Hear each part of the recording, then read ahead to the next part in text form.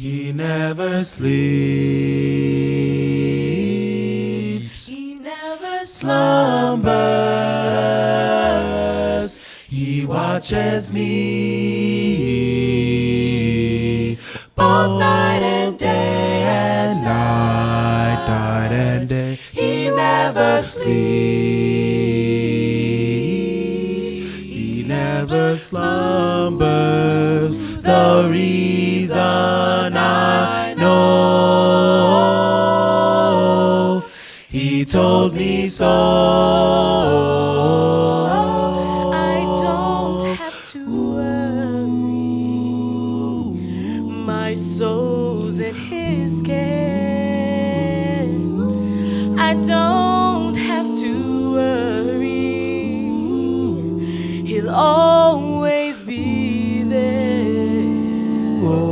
I know that he's watching wherever I go. I know that he's watching. He told me so. He never sleeps. He never Slumbers. He watches me both night and day. He never sleeps. He never slumbers. The reason I know, He told me so. He never sleeps. He never slumbers. He watches me both night and day and night and day. He never sleeps. he never slumbers.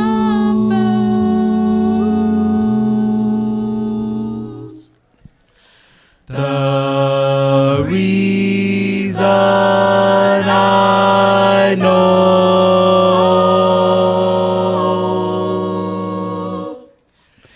he told me so.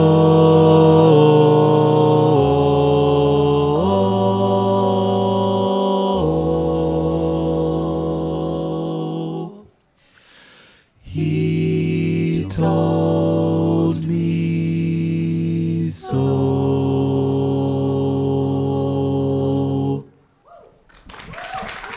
Good morning, and welcome to the 5th Annual International Stigma Conference here at Howard University. My name is Lisa Fager, and I'm with the Congressional Black Caucus Foundation, and I oversee their Act Against AIDS Leadership Initiative. I can proudly say we've been a partner all 5 years, working with Howard University Hospital and Dr. Rana's team, who are the founders and lead of this awesome conference. Welcome again. We're here at, this is a different venue for us, here at the Howard University School of Medicine.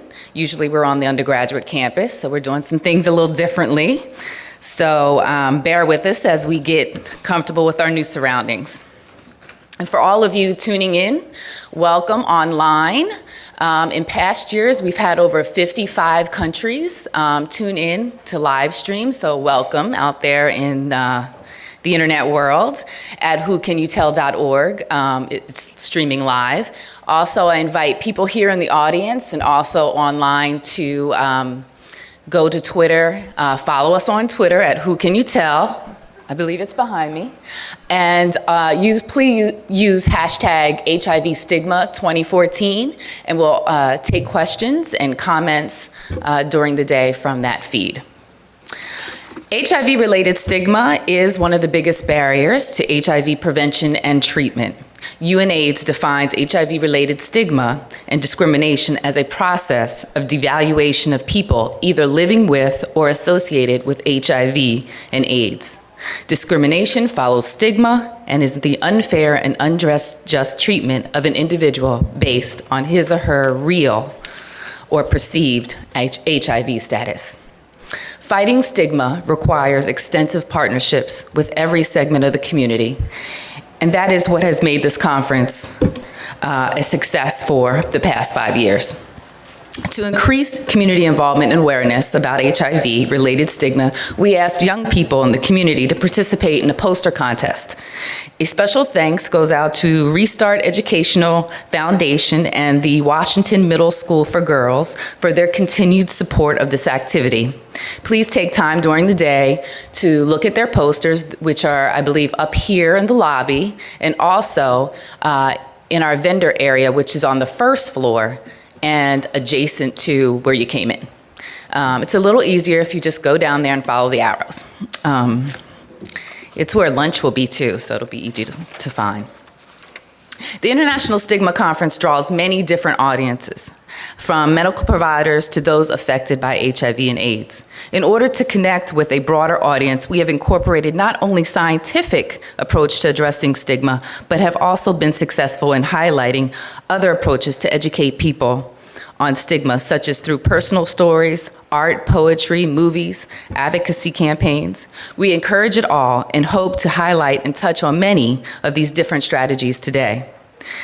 I also want to thank Afro Blue because they were awesome earlier. I'm sorry. Let's do a little thanks on that, talking about art. Thank you. And we will also hear from them a little later too, so that'll be awesome.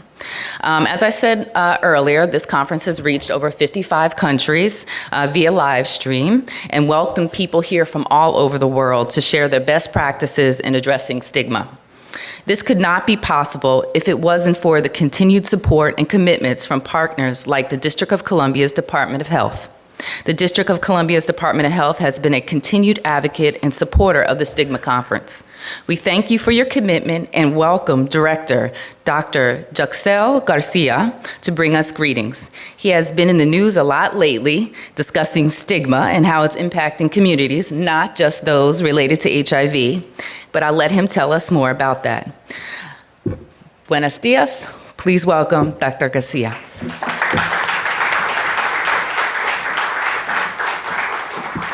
Thank you, Lisa, and good morning, everybody. Good morning, everybody. That's much better. I also want to thank especially Dr. Rana and Dr. Vargas Jackson for their energy and working with the leadership here to be able to create this conference again. I think that they deserve an applause again because they have been. And Dr. Vargas Jackson was going to my office almost every other day to make sure that we were going to be supporting you guys. So, and we love to be here. As a matter of fact, Lisa mentioned in terms of about me having been talking about stigmatization lately. Some of you don't know that before I decided to go into medical school, I like psychology a lot. And one of the persons that I used to follow was Irving Goffman. And he worked a lot in matters related to stigma. And for some of the people in the crowd, I just want to remind the definition. Stigma is a mark made by a puncture, object, or a hot iron. And in the Roman times, they will do that to criminals and to bad people. So people will actually know that they were to be avoided. And then it was used also with people with diseases, leprosy. They will mark them or put it to the side. Greek also, in the Greek language also there's a word similar to the Latin stigma, and we remember the word for the stigmata, people that are from the Christian religion, which is essentially the marks that Jesus Christ had after the crucifixion. But I wanted to quote one of the readings from Irving Goffman, and the phenomenon whereby an individual has an attribute which is deeply discredited by his or her society is rejected as a result of this attribute. And one of the quotes that he has, it is the process by which the reaction of others spoil normal identity. Think about that one. The reaction of others is going to spoil your actual identity. It's going to affect who you are. And it creates this dilemma in terms of what people actually think is perfect society and what people actually think is the actual society. And we go in virtual and actual, and that's when the biases start to happen. We have seen that a lot in terms of gender issues. We have seen a lot with the HIV. We are seeing that a lot now with the African community here in the district that has been started to be stigmatized. Not only in the district, we had a conversation yesterday, the day before yesterday, with some of my colleagues from other states, and the states of Delaware were mentioning the same thing. People that have an African name or come from African origins are being associated right now with Ebola. And this is an issue that we have seen even the way that they talk about West Africa, the way that they are talking about Africa. When we had the case in New York City, the case was in New York City, not in the United States Eastern Seaboard. West Africa has 14 countries. 3 countries have Ebola, and we still are essentially associating an entire region. And that's because of ignorance. And that's because people like to create fear. People think that they're more empowered when someone is belittled. And I think that these lessons that we have learned with HIV and gender issues in terms of the stigmatization, we have to use it to prevent some other kinds of stigma. And it's very tough, because even in medicine, and I want to thank Howard for not only allowing us to be here, but essentially for all the work that you have been doing in the communities and related to science in the world. But even in medicine, we stereotype people, healthcare providers. We are trained to look for marks and signs that will identify the person even before the person says a word. And there's one thing about identifying risk factors versus the thing about putting you in a cluster and putting you in that box that you cannot go away. And that's when mistakes happen. That's why the African American population and Hispanic in these countries, when they go to the emergency room, there's a much higher opportunity the diagnosis is going to be a misdiagnosis. Because the assumption that some other things that are social determinants of health affecting that visit to the emergency room. One thing, and I know that I'm over my limit, I think they gave me like 30 seconds. And it's TV. I mean, if you look at any channel on TV, people are becoming so cynical. And it's so normal now to make fun of people and to attack people with no basis. And then that stigma stays with that person and that group of people. As a personal story, and Lisa mentioned that there's powerful ways of understanding stigmatization. My brother, my youngest brother, the Benjamin of the family, which I adore and admire, he's a successful business person. Now that he just turned 30, he actually came out and announced to the family that he was gay. But it dawns to me that all the suffering that he had, all that internal struggle, was that he wanted not to be stigmatized as a gay person. And we in the family have embraced him, but it was like shocking to me to realize that he had so much struggles even to talk to me. And he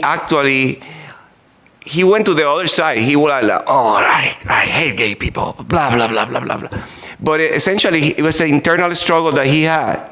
And, you know, when we see all the things related to HIV, things related to gender, chronic diseases, obesity, color of the skin, an accent, people immediately give some assumptions that affect all of us in terms, even the performance that we are going to have, even the performance. People already had a bias in terms of how you're going to perform even before you start working. So I just want to finalize with a couple of things. We cannot oversimplify things. I think we have to stop this of us versus them. I think we have to make sure that we fight for equity. Everybody should be fighting for equity. And we have to also understand that self-esteem is so fragile if we don't support people. There's another definition for stigma, and I want to use this to finalize. And stigma is also the sticky tip of a flower pistil. So that's where the pollen is deposited at the beginning of pollination. And as you know, pollination is the first step of fertilization. And fertilization is the way to create seeds, to create life, to create flowers, to create beauty.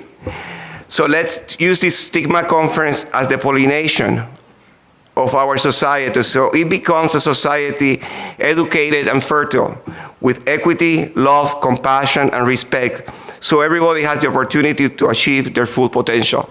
Thank you, all of you, and God bless all of you. Friday, get with that. Thank you, Dr. Garcia.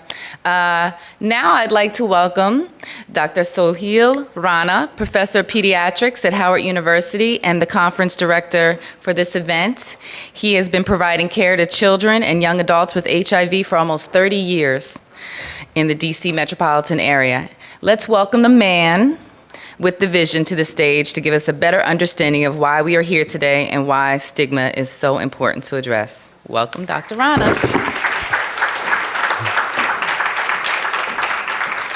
Good morning. Alhamdulillah Rabbil Alameen. Thank God and thank you all, and thanks to Liza, and thank Patty and Dr. Jackson and Caroline and Javed and dozens of other. It takes more than a village. Thanks, Joe, for being here and being a part of it. I started taking care of individuals with HIV almost 30 years ago. And it was by an accident. I'm really a hematologist. I never had infectious disease training. All of this I learned from patients and from doing studies. And yesterday, I want to find something novel about, let me look at Google. Anytime I want to, even a medical question, what do? We Google it, Dr. Google. Right? We're all in the same. So I Googled the word stigma, but something that came up was so beautiful. And I said it yesterday, and I'm going to say it again because I kept shaking. My God. And it had understand, definition of understand on a chalkboard. And it says the word understand, and I'm talking about understanding stigma, Lisa, that I've been trying to get a handle, and the more, it's like an onion. The more I take a leaf out, the more I find, and nothing but stink. And it makes us cry, right? Onion is a good example. But the definition that Google gave of understand was awesome. It says understand comes from standing under. And standing under, to understand, is to look up. And we have to look to people who've been standing under stigma, some for millennia, some for centuries, some for decades, and some even for one day, but the pain is all the same. Ask Jews, 2,000 years of stigma of being a Jew. Ask African Americans, ask any tribe who's been stigmatized. Ask Muslims who are being stigmatized today, or West African with Ebola, or hospital or physicians, or the city of Dallas, Texas. People were afraid of shaking hands with somebody coming from Dallas, Texas, or getting on a plane that was coming from Dallas. So, I'm not supposed to say Ebola, right? So, thank you all for being here. And I just want to tell you why I got into this journey, because I'm carrying 5 pictures in my pocket, one of my wife, 3 of my daughters, and then there is another girl, and I would call her Chelsea. A lot of my patients call me dad, but nobody called me dad like Chelsea did. she would hang on to those last days. Dad. And she was very funny. She wanted to be a stand-up comedian. But behind her laughter was so much pain. She had HIV when she was born. And by the time she got to 15 years of age, she stopped taking her medication. Because her cousin found out who she had grown up with, and she stopped hugging her. Her plates were being put separately. Anytime she got up from a chair, somebody cleaned it. She stopped taking medication. At 19, she died. She didn't die of HIV. We had plenty of medication. 30 years ago, when I started taking care of HIV, there were no medication. We had more than 20 medication. That could have kept her HIV free for life. But she didn't want to live anymore because nobody accepted her. Folks, acceptance is everything. Bullying, being out of the mainstream, being damned by its is everything. Today, Donald Trump is it, right? Telling everybody, stop those flights from West Africa. Tomorrow, he's going to be one of those, right? We all been there and will be there. Helen Keller, probably the person with the biggest vision, she said, there isn't a king who doesn't have slaves in his grandfathers. And there isn't a slave who doesn't have kings and princes and princesses among his or her forefathers. So we are there today. We are it. Tomorrow we may be them, those, and we all know it. No matter where we are, we get damned all the time. So folks, I just want to say, I don't want to sound self-righteous, so I want to tell a story of us. Rachel came to our clinic, and I looked at her, and she knew what I was saying because she had not been in clinic for 9 months.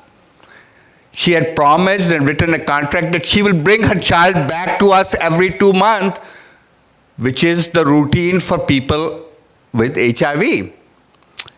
And she said, Dr. Rana, I know why you're looking at me like that.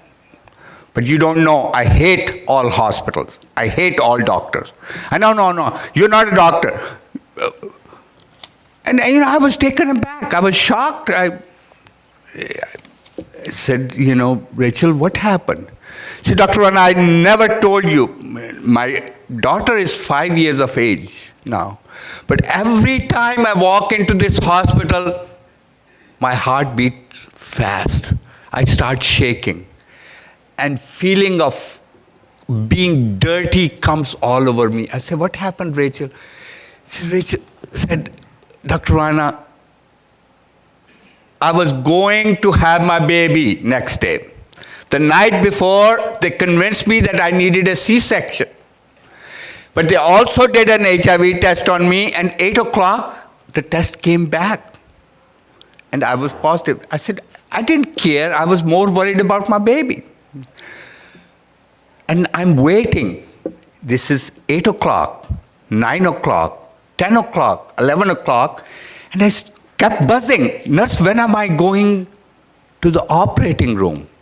And the nurse says, oh, we're still trying to find somebody who will operate on you. And she hardly ever looked at me. She said, I never felt so dirty.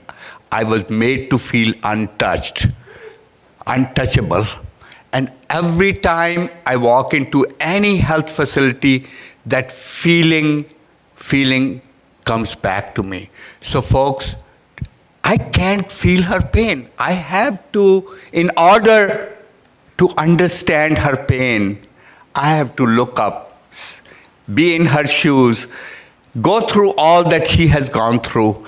So who does it? Who creates all this stigma? It's the man in the mirror. It's a man in the mirror. It's the woman in the mirror. It's a school child in the mirror. It's all of us. Every single one of us is been there. We have said something wrong. and not gone back and corrected it. And we end up creating thems all over the world. So light is all from God. And so we be constant. And one of the most beautiful prayers, how many of you were here yesterday? Awesome, awesome. But we had the most wonderful concert. Joe, we miss you. But this was awesome. Lisa, won't you say it was awesome? Yeah. Now, you also missed Howard University Gospel Choir. And they ended at something very beautiful that cuts across all religion. There's a scholar named Hibble, a Jewish scholar. He said religion is only two things: belief in God, and treating others like you want to be treated. He says rest of Quran, rest of Torah, rest of Bible is all commentary on those two commandments. They're only two commandments. And Howard University Gospel Choir sang the most beautiful song. That's where they ended. Do unto others like you want done unto you. And there are plenty of scholars here to talk about stigma. And I welcome you all here and on the web, Afghanistan, Pakistan, Australia. God bless you all. Thank you for being here. We're getting ready for plenary 1 speakers, and as they make their way to the stage, we're going to quickly go over some housekeeping. Speakers, you can come that way. Should be a little safer, I think. So everyone should have received a program when you arrived, a blue folder. This is the program. If you have not received that, please go out to the lobby to the registration desk, and you may retrieve it there. Inside this program book, you will find all the bios of our speakers today and presenters. There are also evaluation forms in the folder. Please remember to fill those out, and you will need that in order to get lunch. So it's important. Lunch will be available in the same location as the exhibit tables on the first floor. More directions on that before it happens, so we'll get to that later. Please turn off your cell phones or put it on vibrate. Bathrooms are located on this floor, in the back to the left, both men's and women's. Also downstairs on the first floor, bigger bathrooms. We have coffee available in the lobby, and also please make sure to check out the vendors and exhibit tables, again, on the first floor. We will be giving away 3 gift cards as door prizes throughout the day. You must be present at the time to win. One of the drawings will be after lunch for $100. The second one after plenary 2 for $100, and at the end of the day, we'll have a drawing for $250. Again, if you have not received a ticket for that, please go to the lobby. Also, we have continuing medical education credits we are pleased to announce, up to 5.52 CME credits for medical professionals, also for social workers, again, out in the lobby, more information. And just one last time about whocanyoutell.org is the live stream. Also, those who are interested in asking questions or comments, please follow us on Twitter at whocanyoutell, #HIV Stigma 2014. So please welcome Plenary 1, Human Rights and Health. The moderator was appointed by Mayor Vincent Gray to serve as the director of the DC Office of Human Rights, whose mission is to investigate and eradicate discrimination, increase equal opportunity, and protect human rights for persons who live, work, or visit the District of Columbia. Please welcome Monica Placio, Director of the DC Office of Human Rights, to the stage.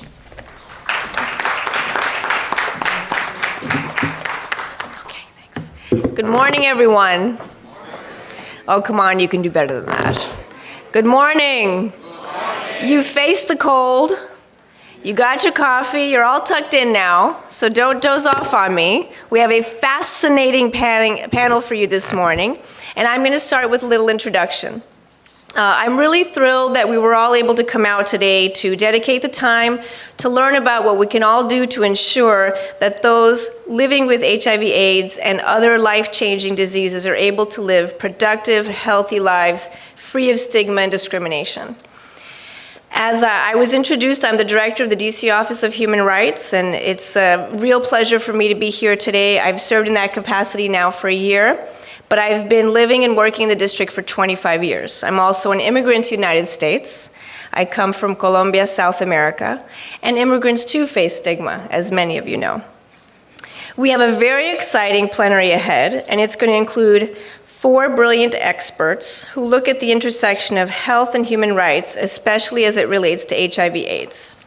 I'll introduce them in a moment, but first I want to share with you a little more about the Office of Human Rights, stigma issues for people living with HIV/AIDS here in the district, and a story about how health issues on the other side of the world can affect our lives here in DC. At my agency, we have the privilege of enforcing one of the most progressive anti-discrimination laws in the country. It affords protection to individuals, that's each of us, every one of us living or working in the district, based on 19 protected traits across the areas of employment, housing, public accommodations, and educational institutions. Anyone can file a complaint with our office if they believe they've been faced with discrimination because of race, national origin, sexual orientation, HIV/AIDS status, and many, many other traits. That's a free process. Once the complaint is filed, we do mandatory mediation, and if that doesn't succeed, the case is investigated. If we determine that there's probable cause that discrimination did occur, the case is certified to the Commission on Human Rights. And that commission is composed and comprised of people living and working here in the district, like one of my friends, Dr. Powell, who's sitting here in the very front. Will you wave? He's a commissioner on the DC Human Rights Commission. Thank you. We know that discrimination and stigma are closely linked, and that's especially true for individuals living with HIV/AIDS.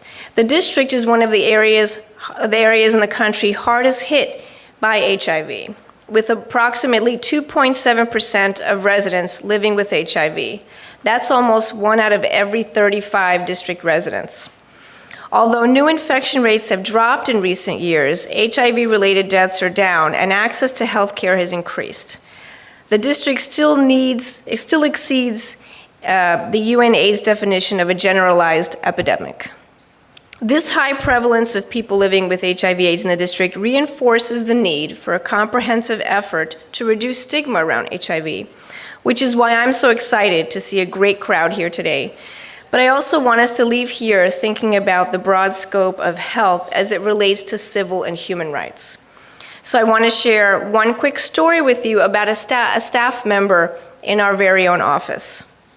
During what we hope was now the height of the Ebola crisis, both abroad and the US, one of my staff members, who is a very humble church-going woman and works with many, many churches in her community. She's also an immigrant from Ghana who has been living in the US for over 18 years. She decided to drop by a local church that runs a daycare center. And her husband works with her, and they provide dance lessons and other art programs for at-risk youth. Well, she knocked on the door of the daycare at the church where she had been many, many times before and welcomed in.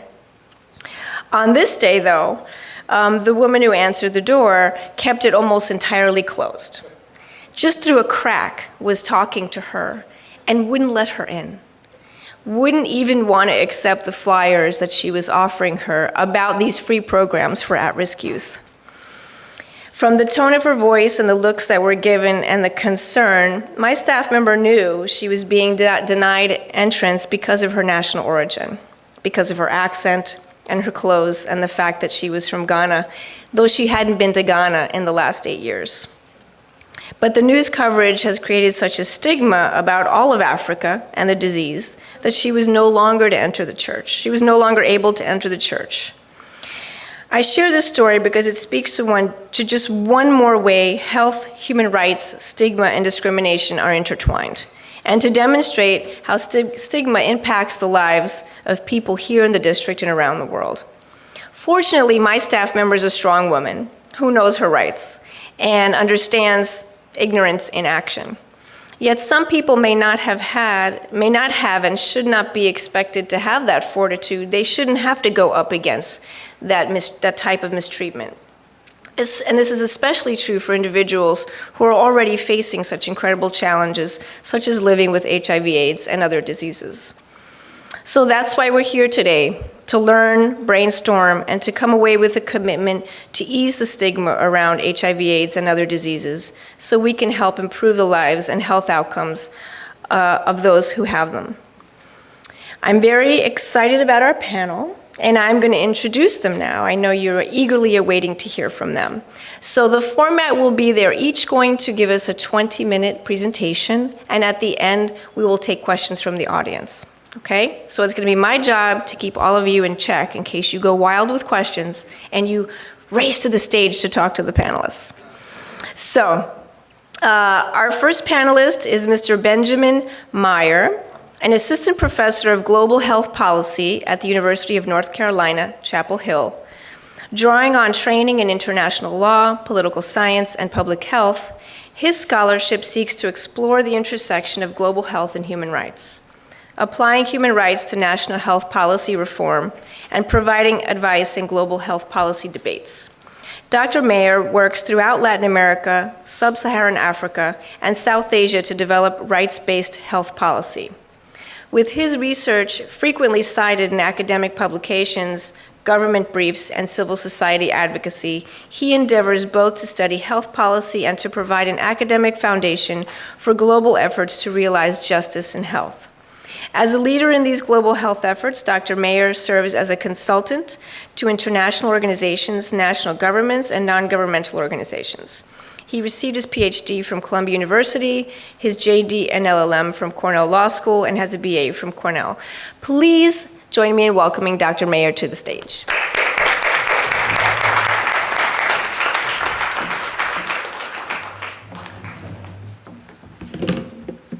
Human rights have been central to the global response to HIV, and it'll be necessary to look to human rights under international law in bringing an end to HIV-related stigma. Good morning, my name is Benjamin Meyer, and I'll be speaking today as a human rights lawyer, a professor of global health policy, and the chair of the American Public Health Association's International Human Rights Committee. And I look forward to beginning the day by providing an overview of the human rights system and discussing the evolution of human rights in the context of the HIV epidemic.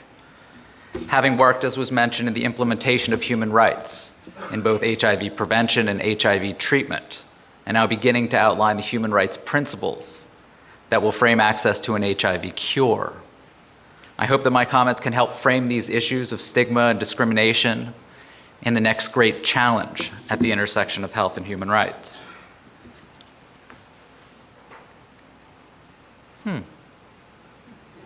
And there we go. And so those in the room here, we know how the HIV epidemic has operationalized human rights for public health, playing an influential role in framing governmental, intergovernmental, and non-governmental responses to the epidemic, and facilitating accountability for HIV prevention, treatment, care, and support for all. We're familiar with the rights-based mantra at the intersection of health and human rights, universal access, which has captured global attention, framed widespread efforts to provide HIV treatment to millions of infected people throughout the world. And yet, despite unprecedented funding and advocacy, we continue to be faced by stigma and discrimination, often as a result of our public health efforts. In some ways, and as my fellow panelists will discuss, the advent of universal treatment or even a cure may not lessen these challenges for stigma and discrimination. How can human rights facilitate dignity for the most vulnerable? And so my work, as was mentioned, investigates the ways in which human rights can guide public policy. And in its brief presentation, I hope first to outline the theory underlying the health and human rights movement and how international human rights law impacts global HIV and AIDS policy. From there, I'll chronicle the evolution of human rights, beginning in negative rights as a means to prevent government oppression, and encompassing now a positive right to health, a right of access to essential medicines for HIV treatment, describing the paths through which these medical advances have shifted human rights claims. And human rights claims have in turn shifted the global response across prevention, treatment, care, and support. Analyzing this evolution at the end, I want to lay out an initial framework for thinking about alleviating stigma through human rights, turning in conclusion to think about how we can implement these obligations for alleviating stigma, talking about what a rights-based approach to alleviating stigma would look like through global governance, resource allocation, and civil society efforts, considering the role that human rights needs to play in a comprehensive response to HIV prevention, care, support. And so my presentation here is going to focus largely on human rights under international law as a basis for public health, where the health and human rights movement lies. And so in this context, human rights under international law offers a powerful policy discourse, providing international standards by which to frame government responsibilities, to evaluate the conduct of public health authorities.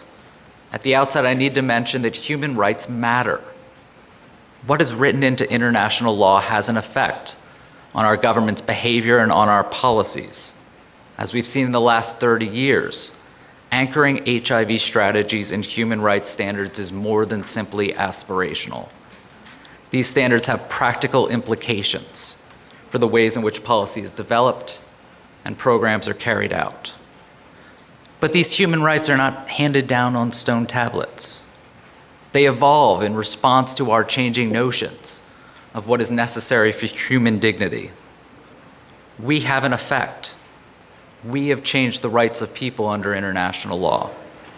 Following from this progression of law, the right to health is now understood to offer a framework for HIV/AIDS policy, framing the policy environment, integrating core principles into programming, evaluating how programs are carried out. How can we employ this rights-based approach to alleviate stigma? And so in addressing stigma, these human rights provide us with a way to develop our norms and to facilitate governmental accountability under law. Defining human rights under the UN system of the United Nations, we might say that human rights are the rights someone has simply because he or she is a human being. And I want to disaggregate that or delineate this into 4 components. The first, this idea that human rights are inalienable or universal, as recognized at the very start of the Universal Declaration of Human Rights. Human rights belong to all human beings, regardless of race, color, sex, language, religion, political or other opinion, national or social origin, property, birth, or other status. It could have just simply said, human rights belong to all humans, period. But diplomats are what they are. And so we also think of these rights as interconnected and indivisible. When we talk about stigma, this is obvious. We can't talk about a right to health without addressing inequality, discrimination, these things that undercut our disease prevention and health promotion efforts. And finally, and this will be the substance of my talk, focusing on both individual rights, that all individuals have rights, and that these claims are made against the state, against the government. It's these legal claims that facilitate accountability, but they also present a challenge to the state. As Jonathan Mann, about whom we'll be speaking quite a bit later, has argued, he says that a commitment to human rights starts with each of us as a conceptual leap. It's a leap because it embodies the difference between seeing something like food, voting, education, or healthcare as a right compared to thinking of them as privileges, And it's a leap because human rights inevitably represents a challenge to the status quo. This is a challenging discourse because it challenges forces of authority. It forces us to confront inequities, not simply to rely on government benevolence. And so under this rights-based approach, international law identifies individual rights holders and their entitlements and corresponding duty bearers and their obligations.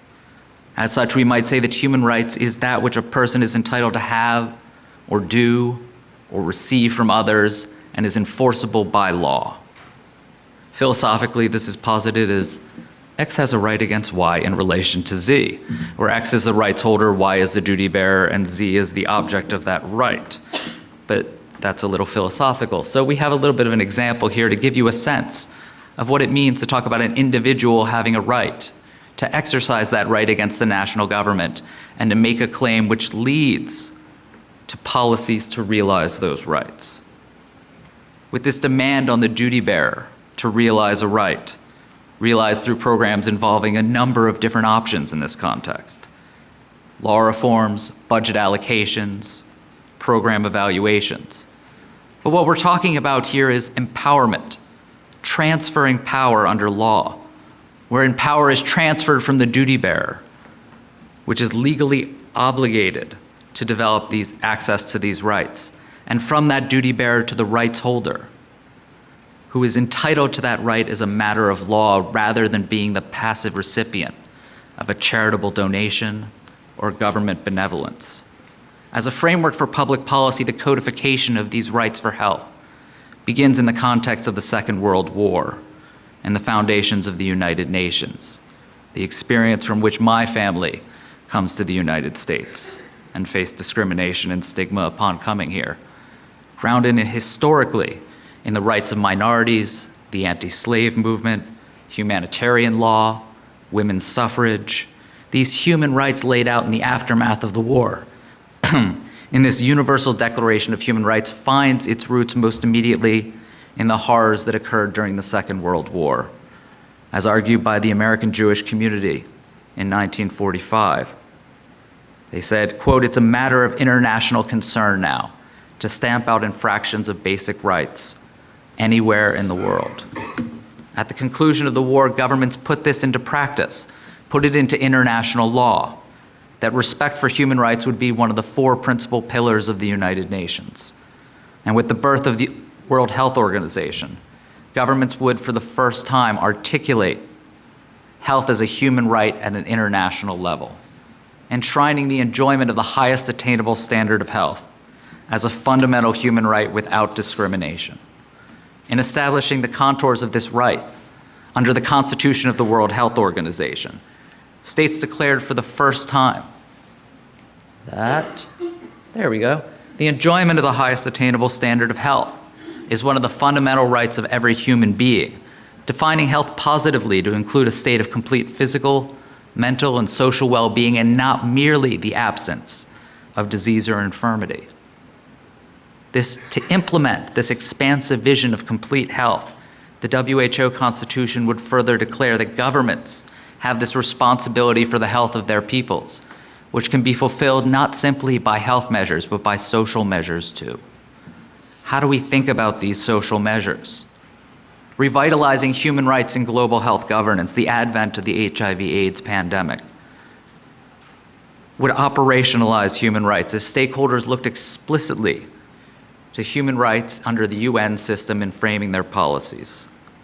At the start of our evolving response to HIV, governments responded largely reflexively to the emergent threat of AIDS, restricting human rights in forceful efforts to employ traditional public health authorities, including named reporting, travel restrictions, isolation, and quarantine, reflecting a lot of the steps that our previous speakers talked about today and the current epidemic that's in the headlines that we're not supposed to talk about at this conference.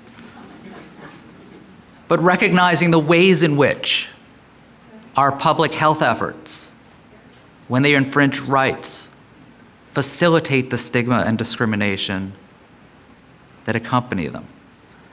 And so with human rights seen as a reaction to these infringements on individual liberty, Jonathan Mann, who we spoke of earlier, his tenure with the WHO's Global Program on AIDS would mark a turning point in the application of human rights in health policy, seeking to abandon the coercive tools of public health, seeking to apply negative rights grounded in freedom from government intrusion, to create a rights-based framework to address societal determinants of HIV.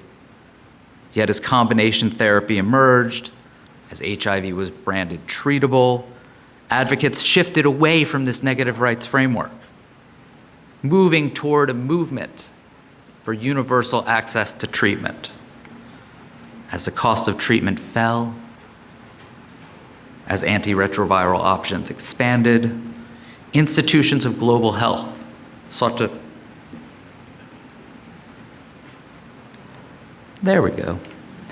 Institutions of global health sought to fill the void. The next button and the off button are right next to each other. You've been warned. Thank you. And so we develop all of these global institutions, the Millennium Development Goals here, WHO's 3x5 program, the development of UN AIDS, the Global Fund, in order to support funding for these initiatives, reflecting these stunning developments in global HIV policy. The United Nations Committee on Economic, Social, and Cultural Rights would seek to interpret the human right to health to extend not only to appropriate health care, but also to underlying determinants of health, including specific state obligations for the establishment of prevention and education programs for HIV, combining prevention, treatment, and care under national policy. And in doing so, this general comment seeking to interpret a right to health, to respond to this contemporary threat, reiterated that health facilities, goods, and services must be accessible to all, and to do so especially for the most vulnerable or marginalized sections of the population, in law and in fact, to do so without discrimination on the basis of these prohibited grounds that we began with in the Universal Declaration of Human Rights. But attention really focused after that on the treatment components of this rights-based consensus. As litigation-based advocacy arose in national courts throughout the world, these successful efforts set a precedent for wide-ranging HIV treatment campaigns, challenging the international patent regime, national governments, transnational corporations, seeking distributive justice through a right of access to essential medicines, and a move to coordinate resources to attain universal access to HIV prevention, treatment, care, and support. But with this lifetime therapy increasingly shown to be out of reach, to be unsustainable, in fact, if not in principle, our policy discussions to revitalize biomedical, behavioral, structural HIV prevention efforts have recently shown success, complicating the picture for HIV-related stigma. Now, as we seek to prioritize scarce resources in HIV treatment, prevention, and care, human rights advocates have sought to negotiate prevention for the uninfected population while prioritizing individual access to treatment for the dying individual. With the 2013 WHO guidelines, recognizing that access to HIV prevention, care, and support should be recognized as fundamental to realizing a universal right to health, and that HIV programs need to ensure that these drugs are accessible to those who need them most, specifying key populations, and that they are provided in an environment that minimizes stigma and discrimination. Where stigma was not considered previously under the international human rights regime, with human rights law looking to inequality and non-discrimination. Now, for the first time, we're starting to understand the ways in which stigma is integral to recognizing this. As we move to address not just our public health imperatives, but also our human rights imperatives, we need to understand the ways in which the health and human rights movement can provide a framework for negotiating this tension between collective public health efforts and individual human rights to be free from stigma and discrimination. Jonathan Mann and colleagues suggested at the start of this human rights movement for health, addressing the linkages between health and human rights, noting that when we talk about this, we can talk about the links between public health and human rights in 3 different ways. We can talk about how violations or lack of attention to human rights can have serious health consequences. And we see this throughout the world, where violations of rights to be free from slavery, torture and inhuman and degrading treatment, violence against women, has huge public health implications. We also see that public health methods can themselves violate human rights. In their design, in their implementation, freedom from stigma and discrimination is sometimes at the heart of our public health efforts. Privacy, participation. How do we think about the ways in which our public health methods can either violate these human rights or can support these human rights? And so Mann conceptualized a way of thinking of public health and human rights as interdependent. That vulnerability to ill health, and we mentioned this in our opening story, vulnerability to ill health can be reduced by taking steps to promote human rights.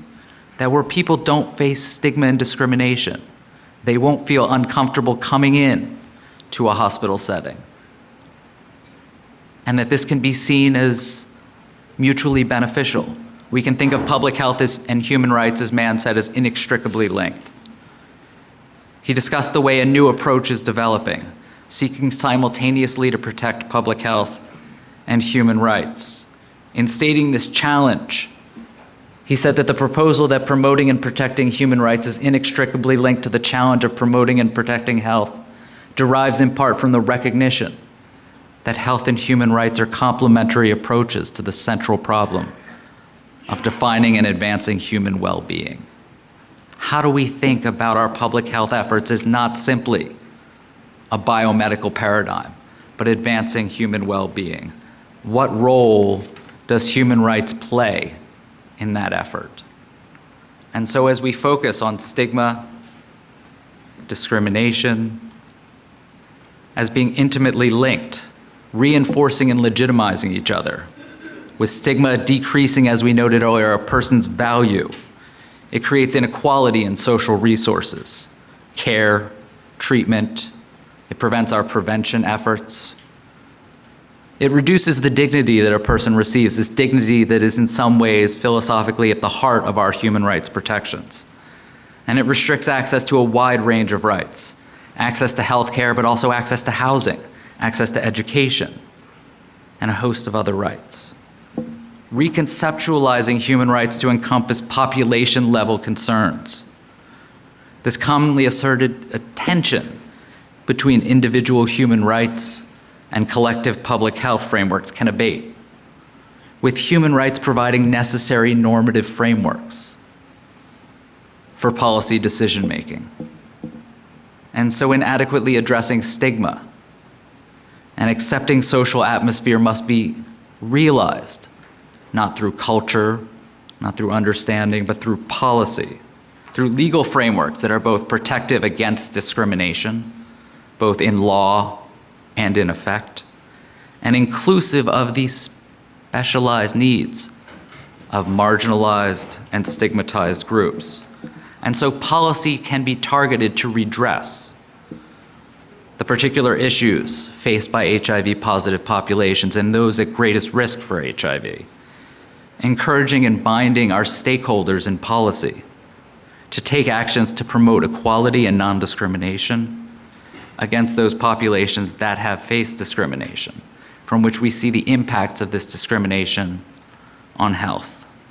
Moreover, this policy can place responsibility on government actors, as I began my talk, not simply to do this as a matter of benevolence, but to create accountability under law to make sure that steps are taken for realizing these government obligations.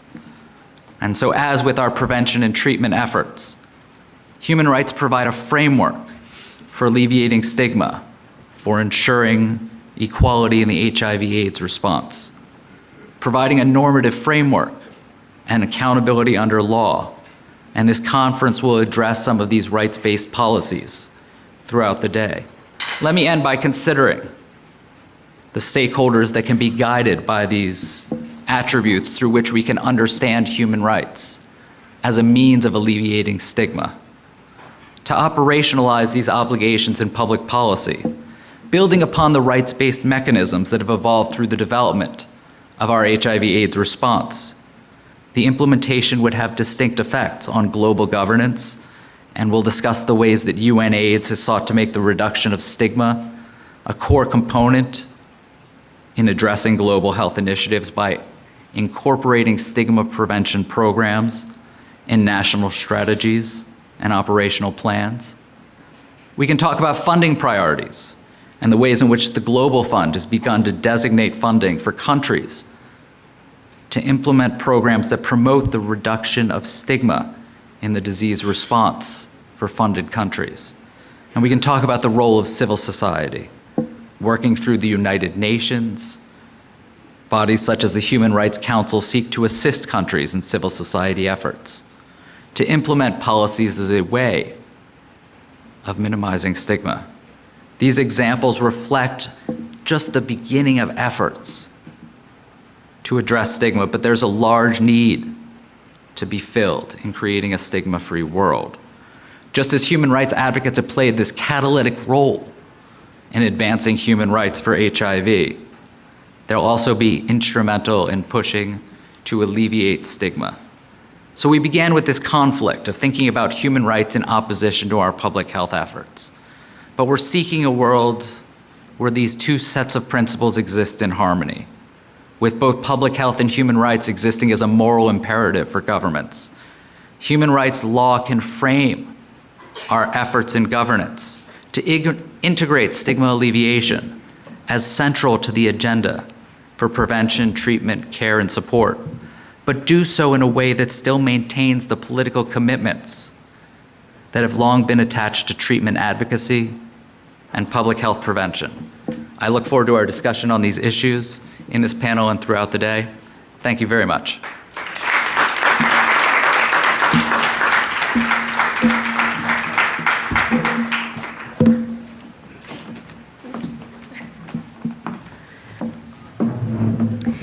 Our next speaker will be Dr. Salam Siman, who is Deputy Associate Director for Science, National Center for HIV/AIDS, Viral Hepatitis, STD, and TB Prevention, Centers for Disease Control and Prevention, and Adjunct Associate Professor at Emory University, Rollins School of Public Health in Atlanta, Georgia.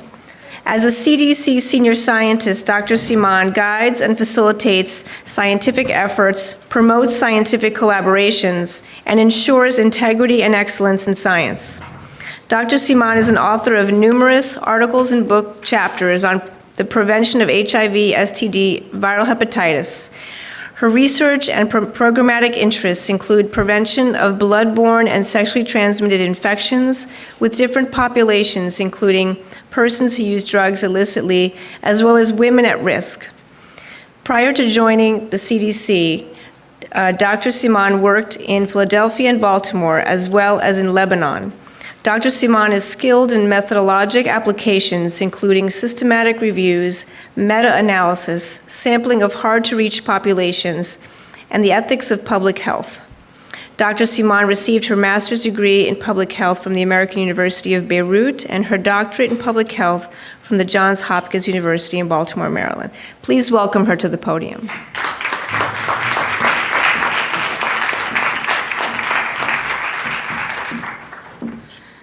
Thank you, Monica. Good morning, ladies and gentlemen. It's music to my ear when I hear my last name pronounced correctly, Siman. I was waiting for my doctor's appointment in a very busy medical office, and the nurse said, "Miss Seaman." I said, "I work in HIV and STD prevention, but my last name has nothing to do with my job." So how can we control HIV and STDs if we cannot talk about sex and drugs? Later in today's session, we have a session on Let's Talk About Sex. And in my talk this morning, I'm talking about drugs as well. So sex and drugs, HIV, STDs, hepatitis, and other infectious diseases. I'm happy to share with you some thoughts on addressing the stubborn and deadly implications of stigma in addiction and infectious diseases. Drugs can be used in so many different ways, including ingesting, inhaling, snorting, as well as injection. Drug use is not only influencing families and persons affected by drug addiction, but also it influences so many infectious diseases. For example, HIV through use of contaminated needles or sharing drugs with people we don't know their HIV status or having sex in a risky way. Also, stigma affects HIV through non-adherence to treatment or through not seeking medical care. Other infections are affected by stigma, including hepatitis C and B, STDs. We are now talking about the intersections of health, basically infectious diseases in my talk, human rights, and stigma. My approach to this talk is addiction is a disease. It doesn't reflect the moral value of a person. Health is a value. We value it because it's important by itself and how it affects our economic situation and social well-being. Persons who use drugs have the same rights as people who have other diseases, and they deserve the same attention in terms of prevention and treatment.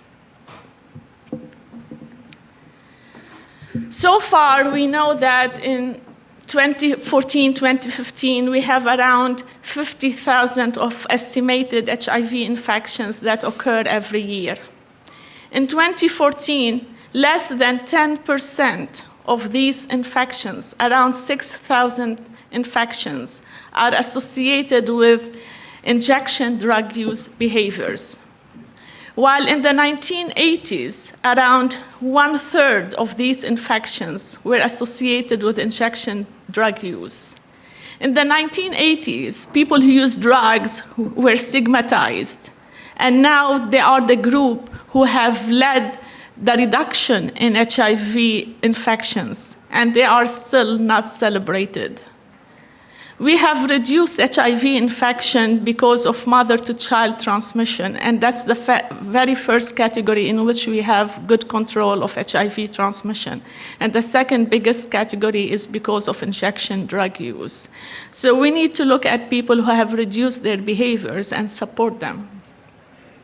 But still, people who have used drugs and continue to use drugs are at risk for hepatitis B and C, tuberculosis. They have moderate prevalence of STDs that need attention. There are health disparities among different groups in all these infections and diseases.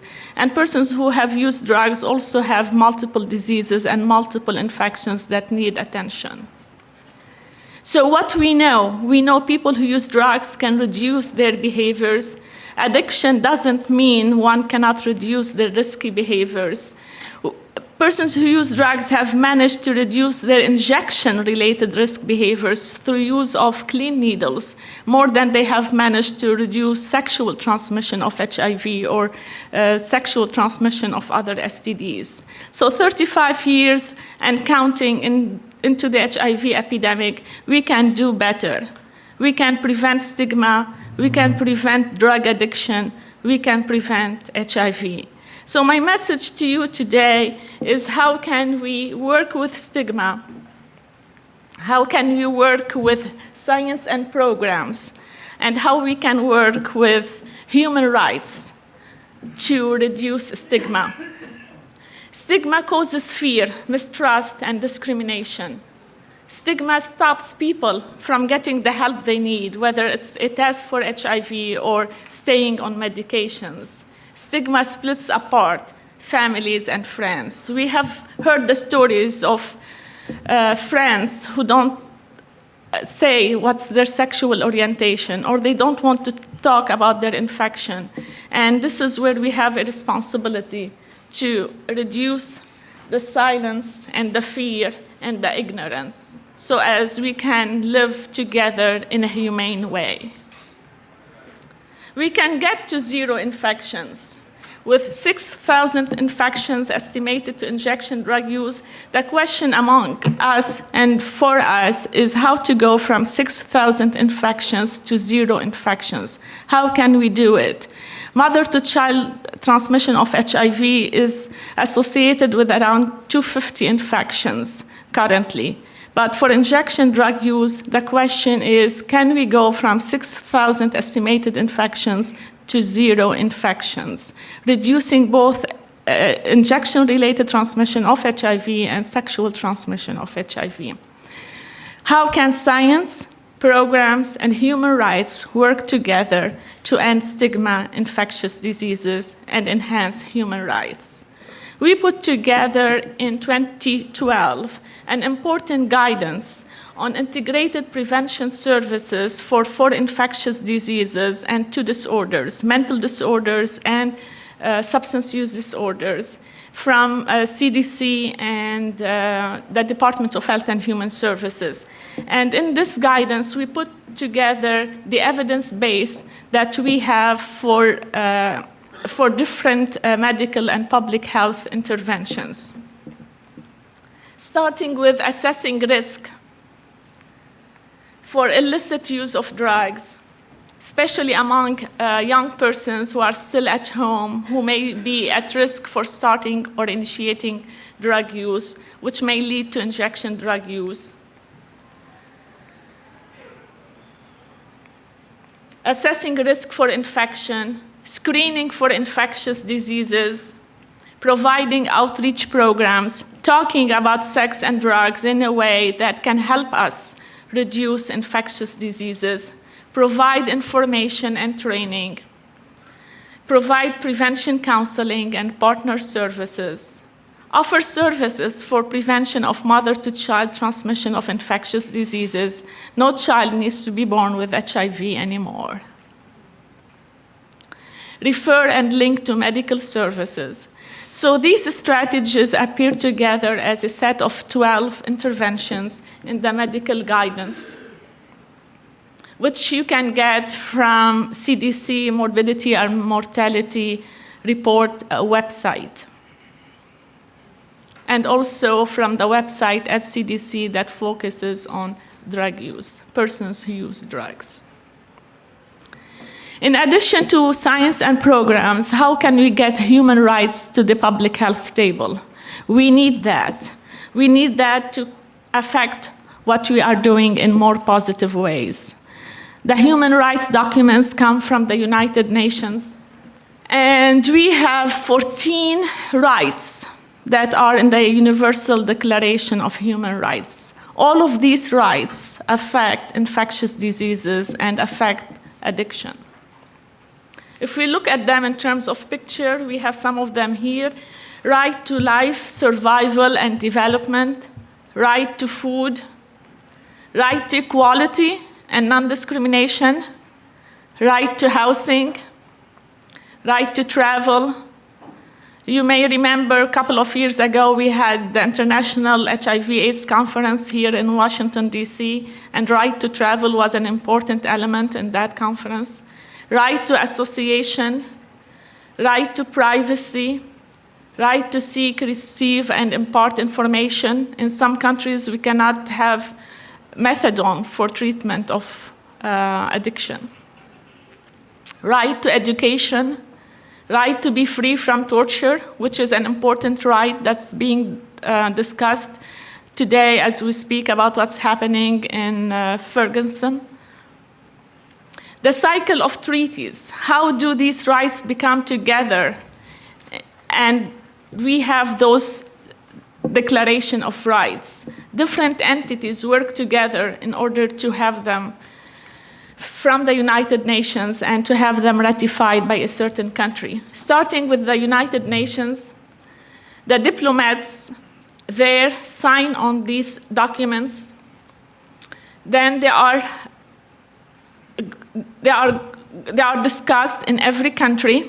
In the United States, they have to be voted on by the Senate. 3/4 of the Senate have to vote on a certain document, and then the President of the United States have to sign on that document. After that, when a certain number of countries have accepted the documents, they can be put into force by the United Nations. So basically, this is the cycle.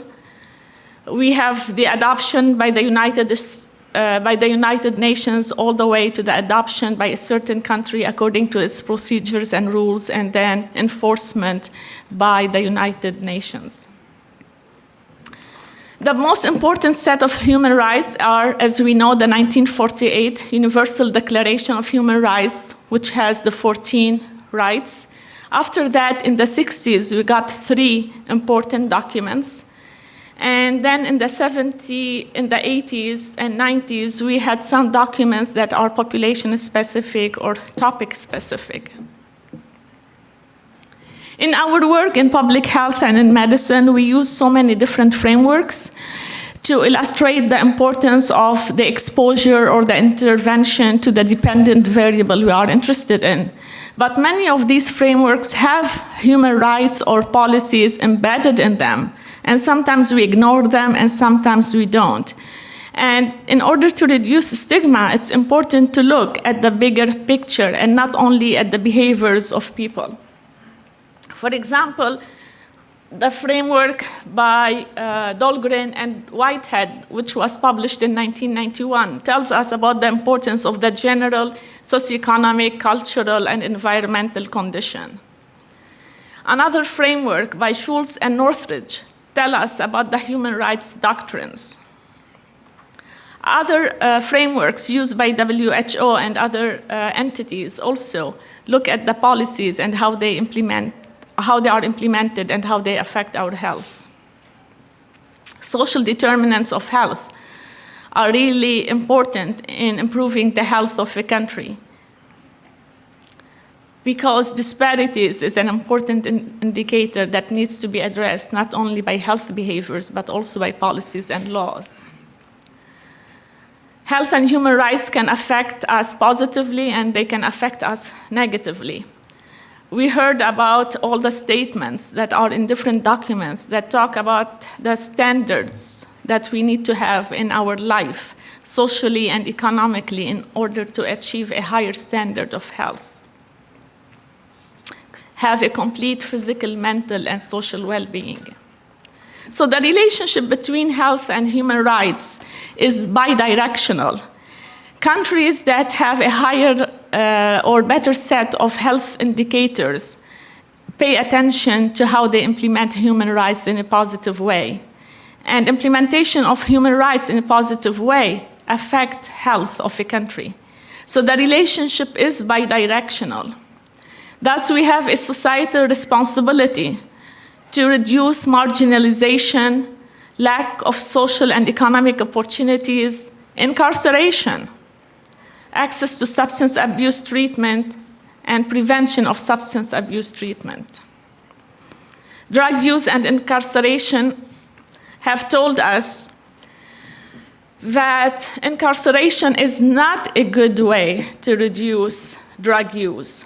At the same time, prisons and jails are a setting where we can offer prevention and treatment programs for addiction and for infectious diseases. As you all know, law enforcement policies are not effective in prevention and control of drug use. We've seen that around the country, and they are also not effective in controlling HIV among people who use drugs.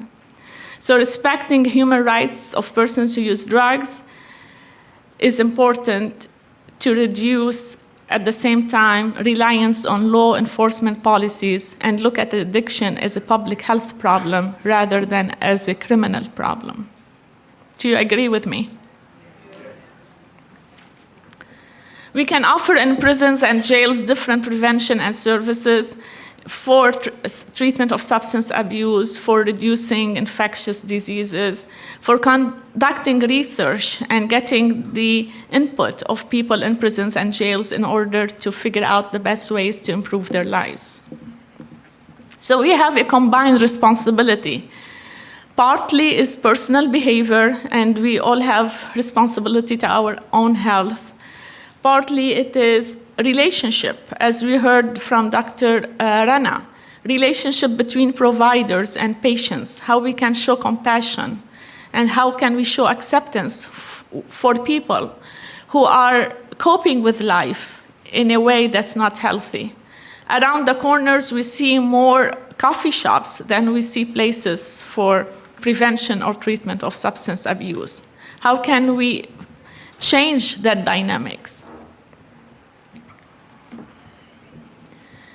Behavioral interventions can be effective. Biomedical interventions can be effective, but they are limited in their effectiveness if we do not address stigma, if we cannot talk about topics we cannot talk about.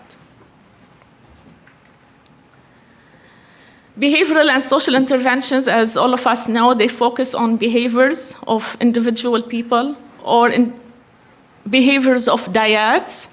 And if partners cannot talk about these topics, how can they adopt healthy behaviors? So communication is important, and discussion could be enhanced if we reduce marginalization, discrimination, and stigmatization. Family-based interventions are important, especially when teenagers or young adults are still at home and the parents can see or the guardians can see that they may be at risk for drug use or infectious diseases. Structural level interventions, the economic well-being of our societies, the employment opportunities, the educational opportunities, they all affect coping with life in a better way, in a healthier way than drug use, and coping with life in terms of healthier behaviors. Persons who are using drugs and still are infected with HIV, they have their rights as well, rights to treatment. So what are some action steps that we can take together?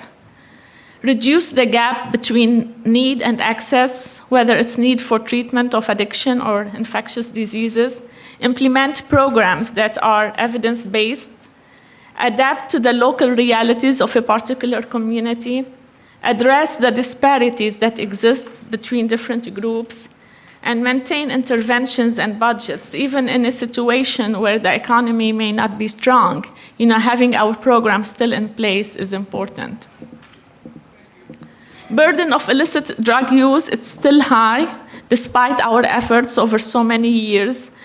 In the US, we estimate around 1.4 million people inject drugs, and around 1 to 1.5 million use drugs through non-injection means, inhaling, snorting, digesting. And many use drugs through different ways, both injecting and non-injecting. So the data tell us we still have a job ahead of us in several infectious diseases, including hepatitis and HIV, STDs, and tuberculosis. Worldwide, we still have a problem as well. Drug use is reported in almost all countries, 148 countries. 10 million of people who use drugs live in developing or transitional countries, and 3 million of these people are infected with HIV. So the work is still ahead of us, waiting for us, trying to get together the doctrines of human rights and the principles of health. Stigma and discrimination is among those that need to be addressed so as to increase access to and use of healthcare. There are three main messages that health and human rights can tell us, three main messages. First, as I've alluded to, prevention and treatment of substance use disorders through prevention of initiation of drug use, which would be the easiest first step, and then through treatment and addressing social determinants of drug use. Different ways exist for treating substance abuse, whether it's behavioral or medical. The second one is prevention and treatment of HIV, and we all know and we are all well versed in how to do that. We just need to get those programs to scale. If we look at countries in how they adopted their public health programs and adapted them to the realities of that countries, and whether their laws and policies are based on human rights or law enforcement.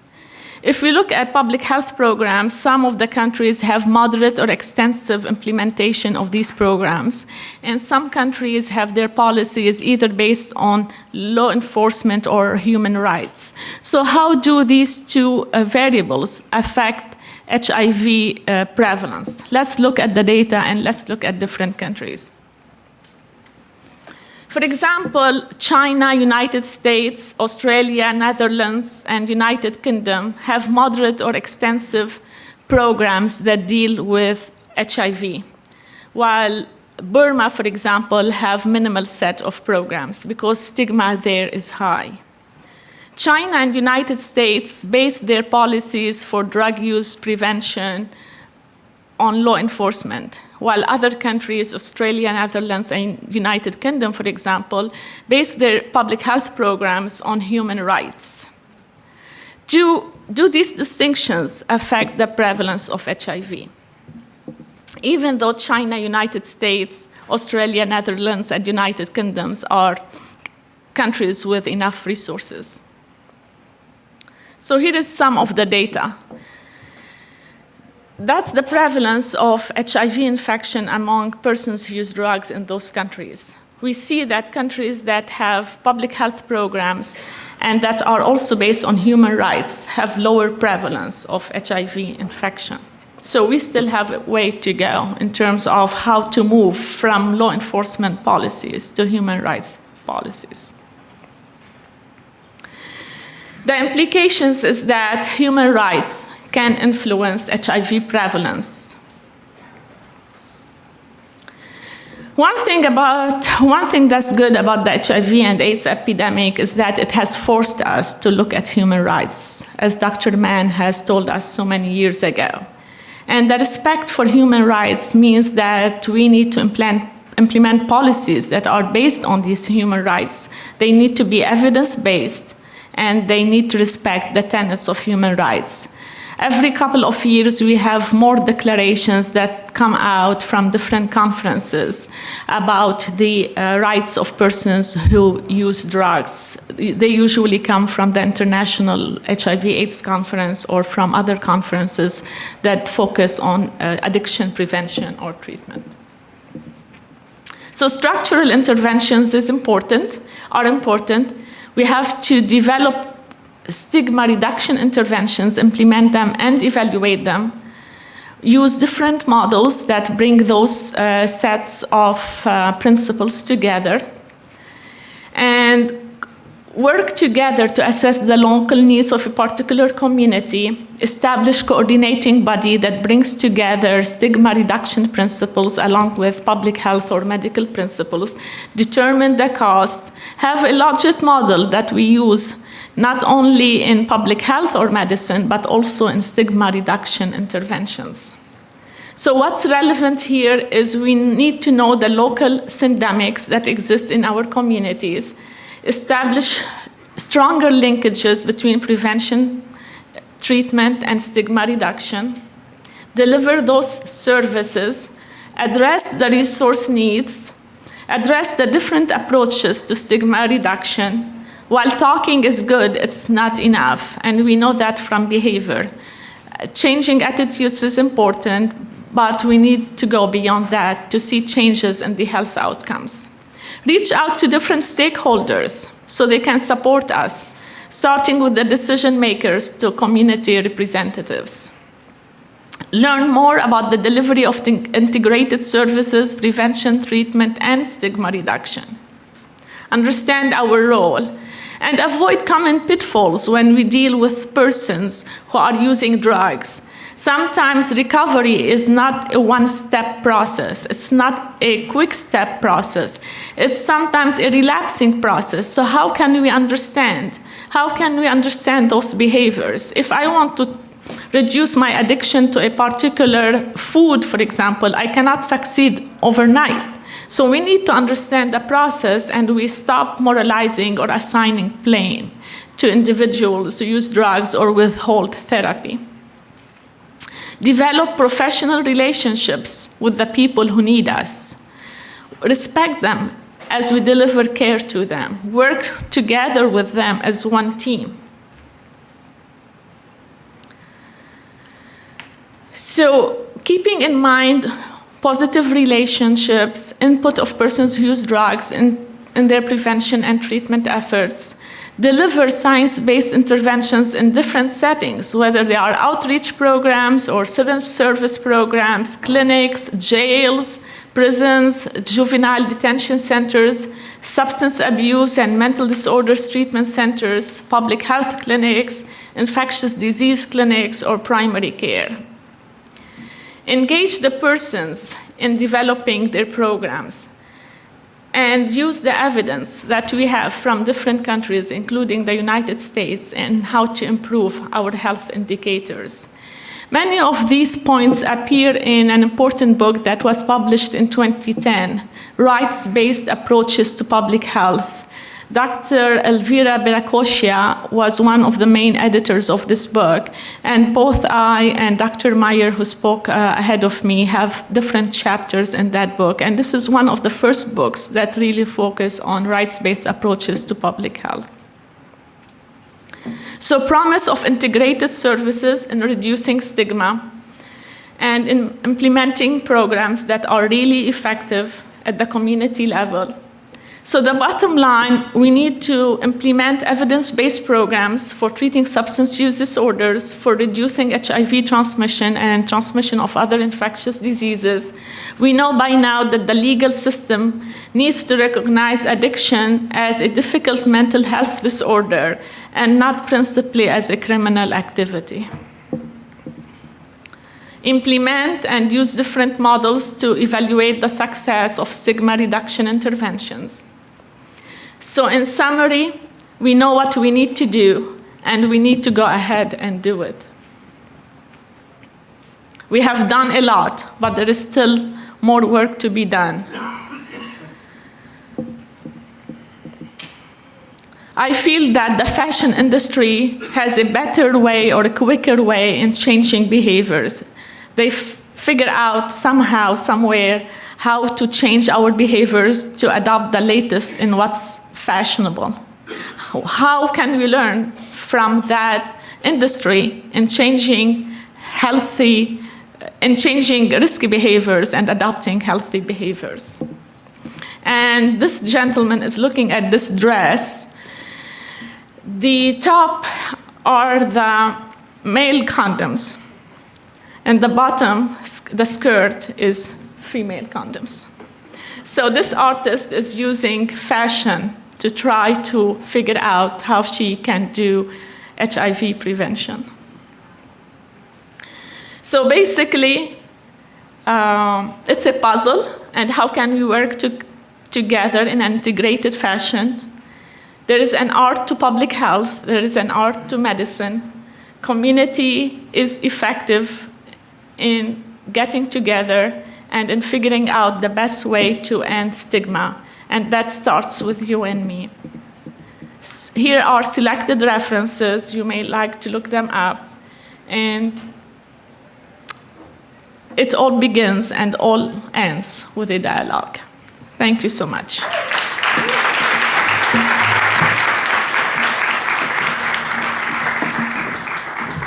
So we're at halftime. And as a way of respecting the need of your body to stay awake and move around, I'm going to ask you to stand up for one moment and move a little bit. Yes, move around a little bit, get the circulation going. And just say hi to someone you haven't said good morning to. There are a couple of people who have come in. Yes. Get our brain juices flowing. Don't go too far, though. We're going to start in 1 minute.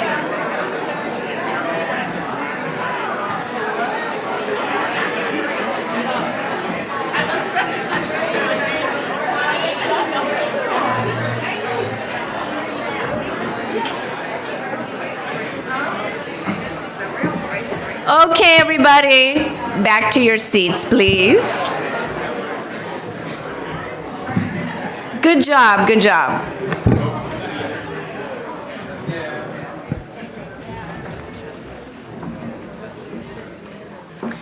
Welcome to everyone who's joining us. I'm going to begin by introducing our next speaker.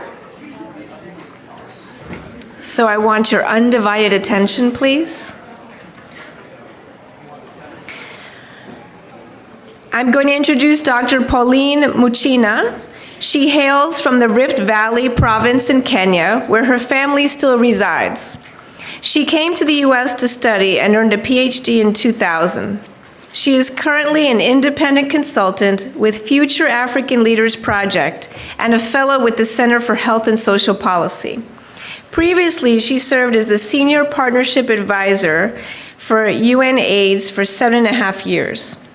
Pauline serves in several boards and advisory groups, including Foundations for Sustainable Development and the Circle of Concerned African Women Theologians. She is the founder of Future African Leaders Project, designed to support promising African youth who face serious challenges in getting an education and maintaining their health.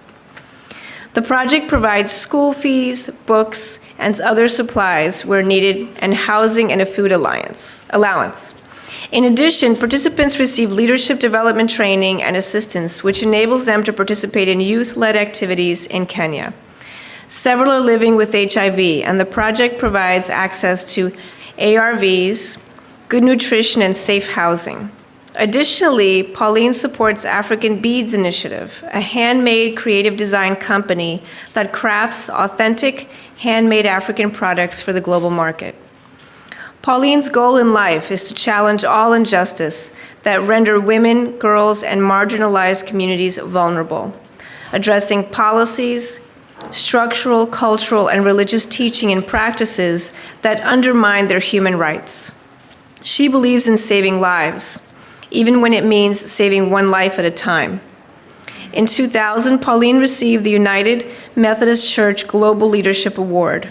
On March 18, 2014, the Huffington Post honored Pauline as one of the 50 women powerful international religious leaders. She holds a master's degree from Yale University Divinity School and a PhD from the Union Theological Seminary. Please help me in welcoming her.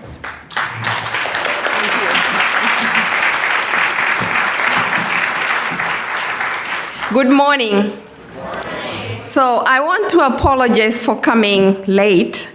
And I'm sure you all wondered, what is this panelist? Why is she coming so late? But I get a chance to advertise our products made by women and young people in Kenya, and I was trying to set up the table downstairs. So if you're looking for holiday gifts, necklaces like this, you're welcome to visit us at our table.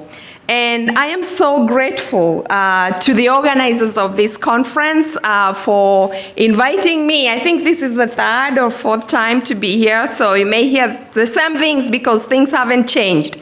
But really thrilled that you're here so that we can look at social and cultural taboos that exacerbate stigma globally, but more in Africa, where I come from. So it's been over that years, and you would think that we are so well advanced. We are advanced on the medicines, we are advanced in prevention technology, we are advanced in our understanding of how the virus spreads. But unfortunately, despite all the progress, stigma still affects so many communities with very devastating impact. Stigma prevents people from getting HIV testing because once someone sees you getting it, then they start spreading the word that, oh, maybe this person is HIV positive. Stigma prevents people from seeking treatment, and nobody wants, we have kids who are HIV positive, and when we send them to boarding schools, they have to take their medication hiding them. Sometimes the teachers have to keep the medicine in the staff room so that the kids can go there and take their medication. If they do it in front of the other students, they get stigmatized. They are called names, and most of them were actually born with the virus. So it's really a devastating attitude. Also, mothers who are pregnant or who are breastfeeding, they will not adhere to the treatment and also to breastfeeding because they don't want people to suspect that they are HIV positive. So we wonder, why do we have a technology that can prevent mothers from giving birth to children who are HIV positive if they are positive themselves? We wonder why the uptake is very slow, especially in Africa, which carries the heaviest burden of the disease. It is stigma. Women will not seek the services because they don't want their family members to know. They don't want even sometimes their husbands or their male partners to know, because that will have other repercussions, which I'll talk about later. So stigma is so persistent that people give up and decide to commit suicide before they face stigma in their community. So if we are really going to address this epidemic, we must deal with stigma. I see how much money goes into treatment. I believe in treatment. I believe in these wonderful programs that are being funded all around the world. But I see very little efforts being put at the community level and dealing with forces that are exacerbating stigma, such as religious and cultural traditions that are the basis of some of the stigmas that I'm going to talk about. How many people had breakfast today? Almost everybody. All right, how many people had sex last night? Come on.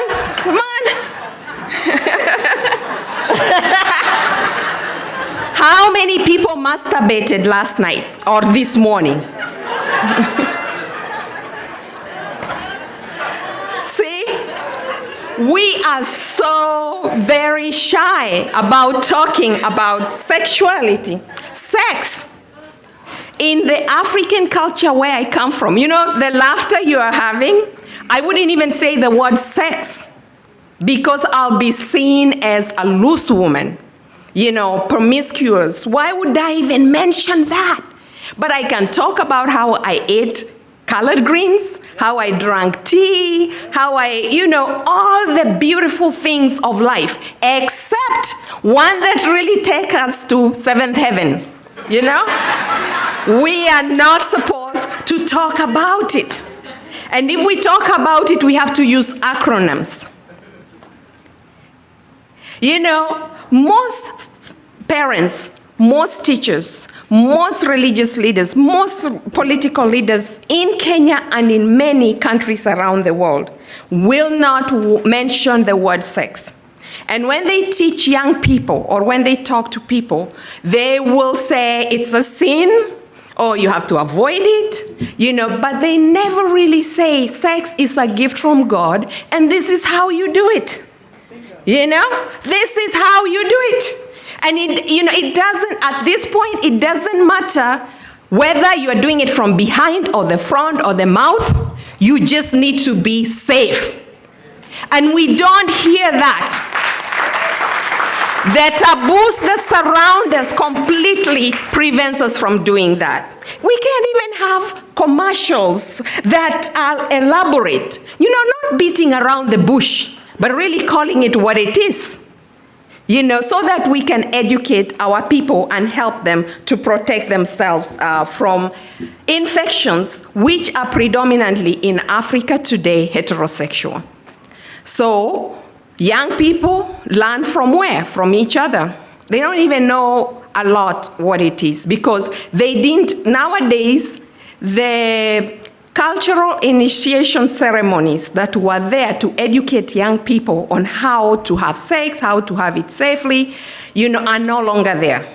So they are replaced by TV, commercials, especially we have a lot of soap operas, So our young people are learning about sex from the internet and soap operas. Can you imagine what they are learning? I don't need to tell you about that. And I strongly believe that those taboos are hindering taboos on sexual conversations, taboos about how to have safe sex. Not so much whether you're going to have it with another woman or with another guy, or with your husband or with your girlfriend, but how to have it safely is missing. So that's one taboo which we have to address here and in Africa and everywhere else. The second taboo that has to go is on gender issues. I come from a culture where women are second-hand citizens. And you know why? Because we have religious traditions like my own Christianity that teaches that the woman was created to be a helper to the guy. We have teachings in my culture and in my religious traditions that say man is the head of the house and women and girls have to be submissive. And you know what that teaching is doing? It is creating so much violence against women and girls in our community. Therefore, men in my community and other communities, I know even here, feel entitled to demand sex from a woman whether she's ready or not. They feel entitled to sell women and get dowry from another family. They feel entitled to dictate how women dress.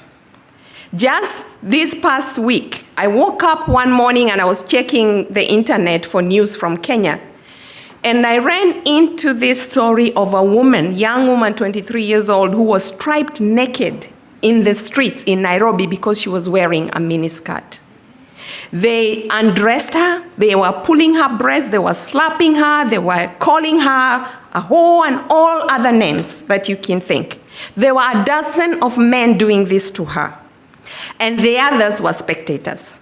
Police never showed up. Those men felt entitled to protect the African culture of dressing and covering all your private parts.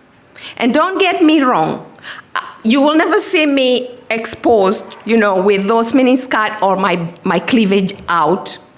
But I believe in a woman's right to dress whichever, and not just women, anybody can dress whichever they want.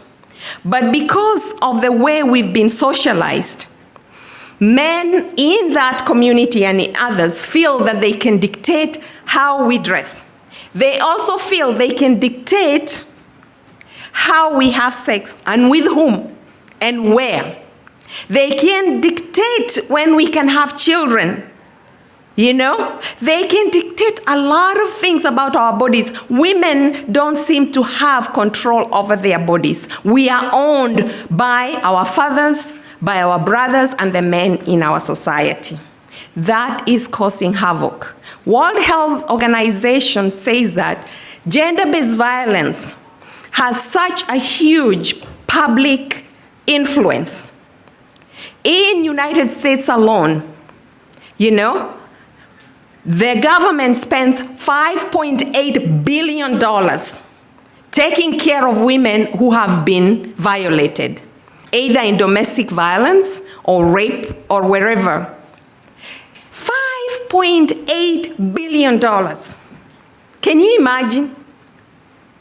And we continue as if gender-based violence is not a problem in United States. Honduras just lost their Miss World, Miss Honduras. She was killed together with her sister by the boyfriend of the sister. So it is all over. It's not just in one place. In Kenya today, there are women who are HIV positive, but they will not reveal their status to even their partners because they will be abused or beaten up and even killed. Those who are not HIV positive are also at the risk of getting HIV infection because they cannot ask their husbands, where have you been for the last 1 week? And he's been somewhere gallivanting and having unprotected sex. And then he will come home and he will demand sex without any protection. Those are the kinds of taboos we have. And you will hear sayings like, like the Kalenjin community where I grew up, I was born and grew up, although I'm Kikuyu. They will say, oh, women are just children. You walk into a home and you ask, who is at home? And you will hear a response, even from women themselves, just children. You know, the father or the man is not in the home. So that kind of attitude really creates a lot of damage. The other thing I wanted to bring to your attention is that gender-based violence is killing more women and girls, more than cancer, more than malaria, more than road accidents combined. Can you believe that? Do you believe that? Yes. And what are we doing about it? Silence. Even in communities where it's actually happening every day, and in public, such as in Kenya, my country. The third taboo that I wanted to raise is the one on hindering women to be economic independent. In some cultures in Kenya and other places in Africa, a woman has no right to own property.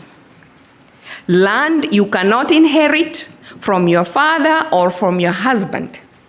If your husband dies, you are supposed to be inherited by his next of kin, so that that land passes from him to his brother, his uncle, his cousin, but never to you as a woman. We know that access to land in Africa today is a live stream. If you don't have access to land in Africa, especially in the rural areas, you have nothing. And many, many women who are widows are getting kicked out of their homes. When their husbands die, they become homeless together with their children. They go into the streets, and of course, when you have lost your livelihood, you turn to commercial sex worker and you traffic your children because your children have to go into the cities and to other countries to earn money so that you can survive.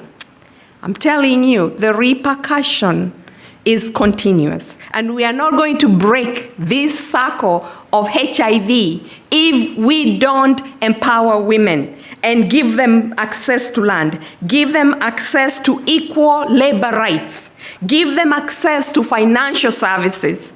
Do you know that today, in Kenya and other countries around the world, you can walk into a bank and you say, I want to open an account. Oh, the next question is, how much do you want to open it with? The next question is, does your husband know? Can you believe it? Does your husband know?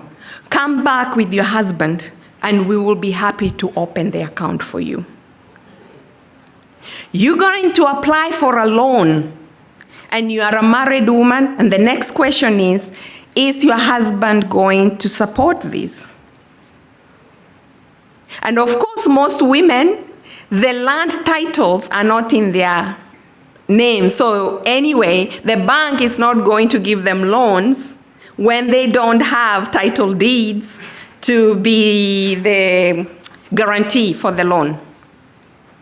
We still have places in Africa and even in the United States where women are not promoted or their salaries are not increased just because they are female. So let's stop the hypocrisy. It's happening right here, isn't it? How many in this hall have been passed over a promotion or salary increase because they were women? See? Here, at least, you still have other opportunities. There, especially for a single woman with children, what other options do you have? So you sell your body to compensate what you're missing. I can go on and on and on and on about what is the problem, but I wanted to look at what can we do together to solve this problem. Because I strongly believe that we have the power to change. My colleagues talked about policies, they talked about what governments are doing, human rights, and all of that. That's so important, and we continue to challenge the governments of the world to continue implementing, not just making the laws and the rules, because the problem is not having the policies and the laws. The problem is implementing them. That's where the problem is. But we also have to be better citizens.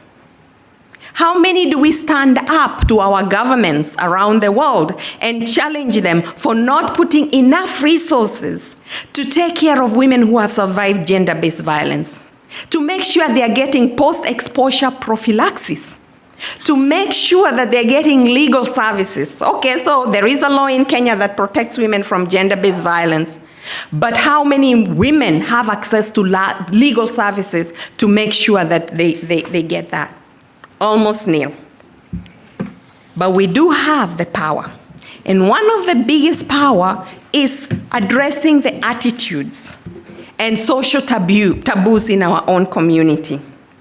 Communities in Africa have evolved a lot, but we have a long way to go when it comes to ending gender, to talking about sex, to economic empowerment of women. We still have a very, very long way to go.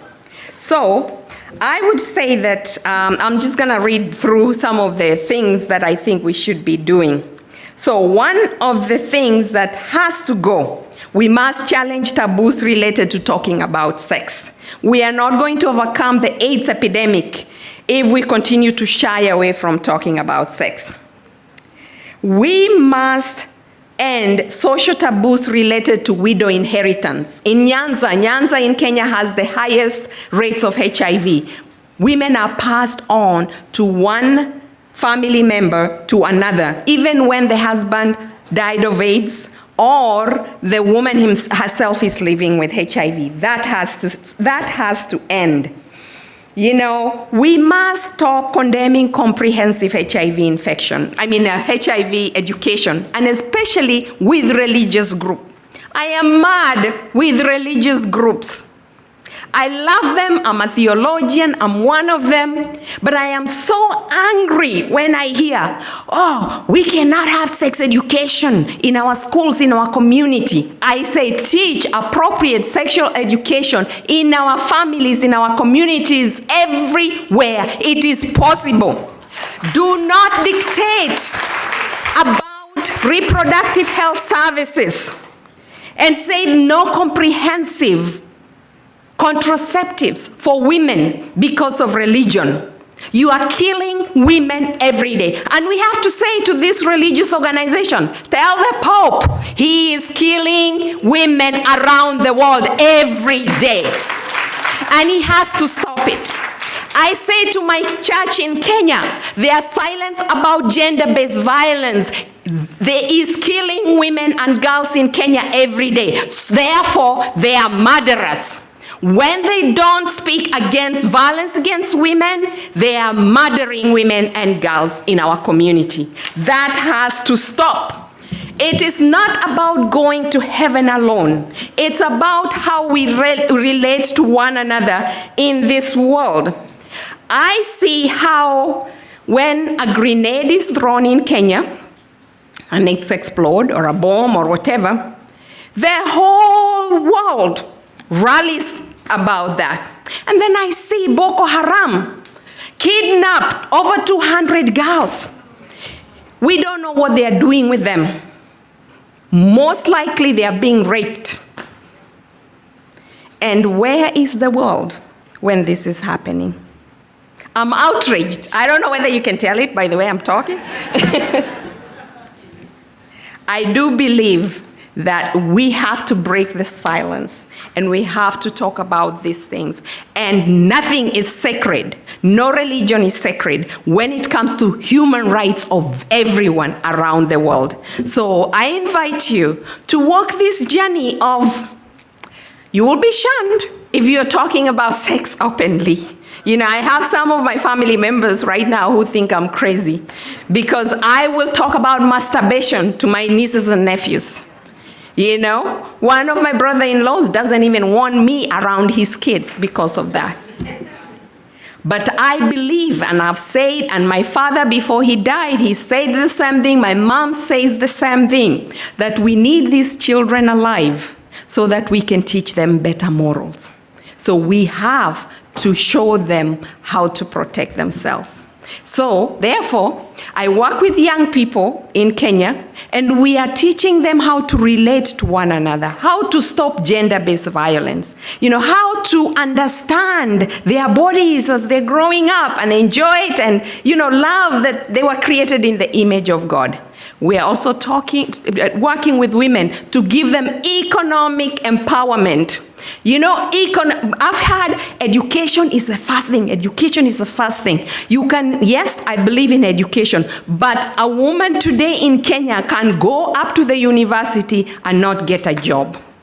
So when she has access to economic empowerment, that's an empowered woman. That's a woman who can leave an abusive relationship and start her own business. A woman who can leave an abusive relationship and seek health services, seek legal services. We can do it. You know, we can do it. And I just want to say congratulations to President Obama for being bold enough to say that this country is free and welcomes everybody.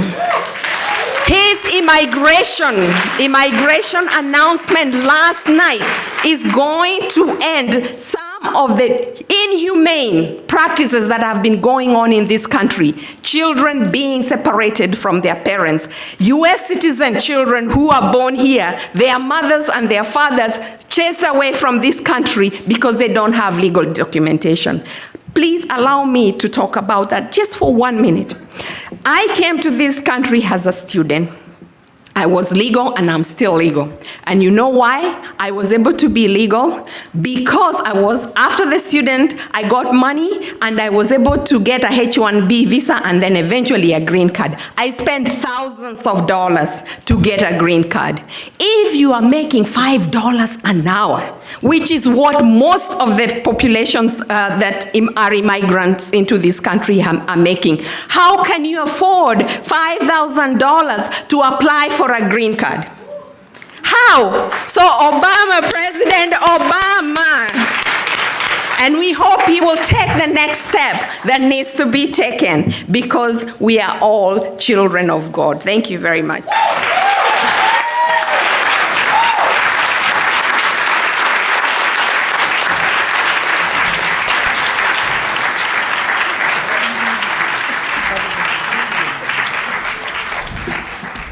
We have our marching orders, don't we? Our last very distinguished panelist is Dr. Dezon Dixon Diallo. She is a recognized visionary and advocate in the struggle for women's human rights and reproductive justice and the fight against HIV/AIDS on behalf of communities of women living with HIV and those at risk for HIV and STIs.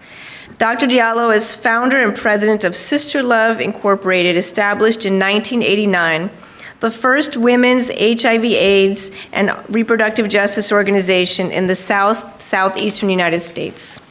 For 16 years, she has served as adjunct faculty in women's health at Morehouse School of Medicine's Masters of Public Health program in Atlanta. Dr. Diallo currently chairs the Metro Atlanta HIV/AIDS Services Planning Council and is a member of the AIDS Research and Advisory Council of the Division of AIDS at the National Institutes of Health. Dr. Diallo is a founding member of the 30 for 30 campaign for women in the National HIV/AIDS Strategy, and she serves on the HIV/DV National Advisory Committee for the National Network to End Domestic Violence. In 2012, Dr. Diallo joined the board of the National Women's Health Network and received an honorary doctorate of humane letters from her alma mater, Spelman College.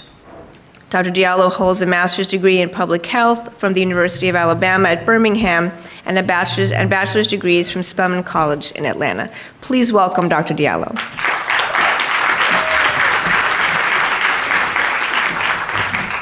Thank you. I will say right here up front, it is tough enough going last. But after Pauline Muchina, are you kidding me?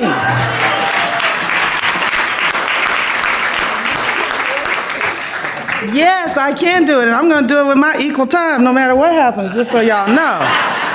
Equal time, all right. So I thought about it while folks were talking earlier, and I just started listing this out because I think this is such a fantastic panel. Can y'all give it up for them again, please? And I'll say all my thank yous to Lisa and to Patty and to the organizing committee and to Howard for hosting this incredible conference, and I'm so thankful that I finally made it here, so thank you. I'm from the South. I'm Black. I spoke correct English and made good grades all through school. I'm fat. I have 25 years worth of dreadlocks on my head, and I've been wearing them when they were a lifestyle before they were a hairstyle. I'm a feminist, I'm an alumna of an HBCU, and I recently traveled to Senegal and South Africa, and in relation to South Africa specifically, I am ignorant of wines. And if you know South Africa, you know that that's a real stigmatizing place to be. So I just gave you a list of all the things that I know in the 25 plus 25 years of my life that I know I have experienced stigma.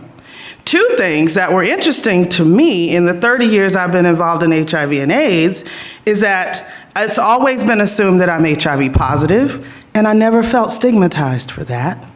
And it's also been assumed that I was lesbian, and I never felt stigmatized for that.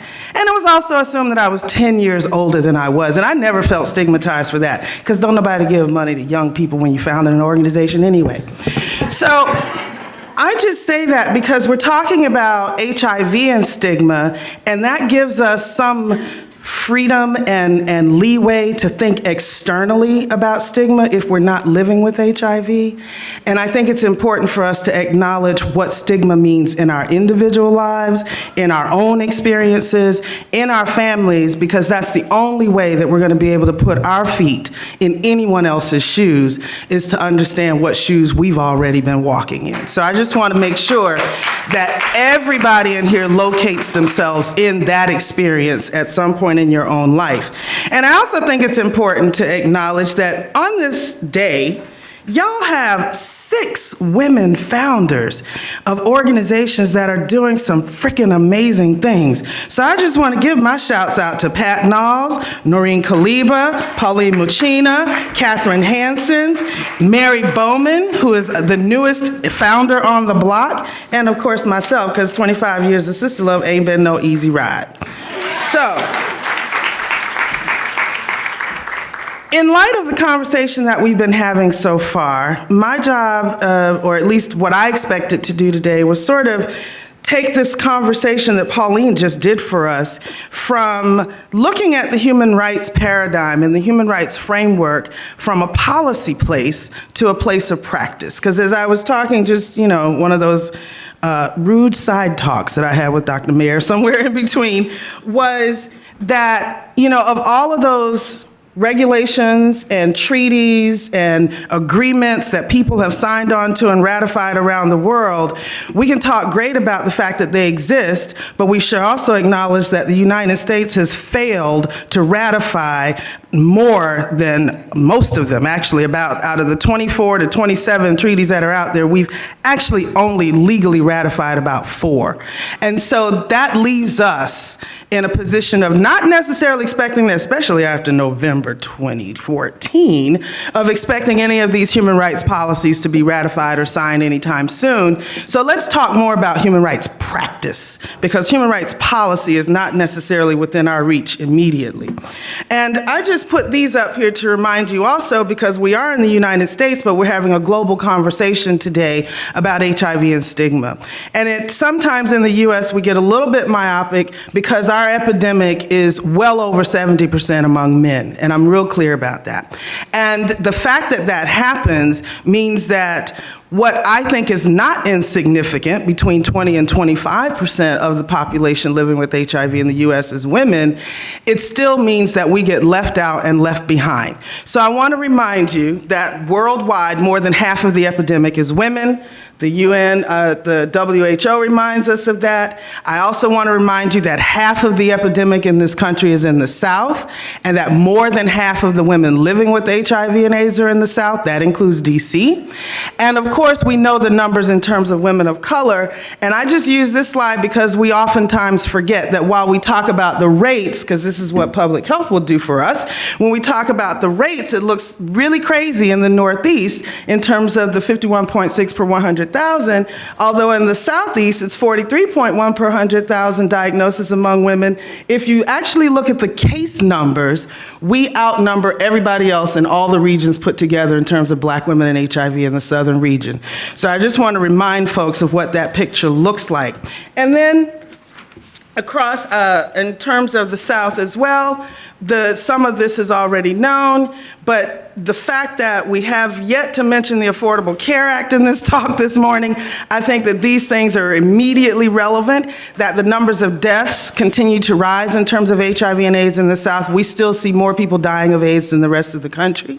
That, of course, in terms of all the people living with HIV and AIDS in the United States, 40 to 48% live in the southern region of all the metro areas. Most of them are in the South.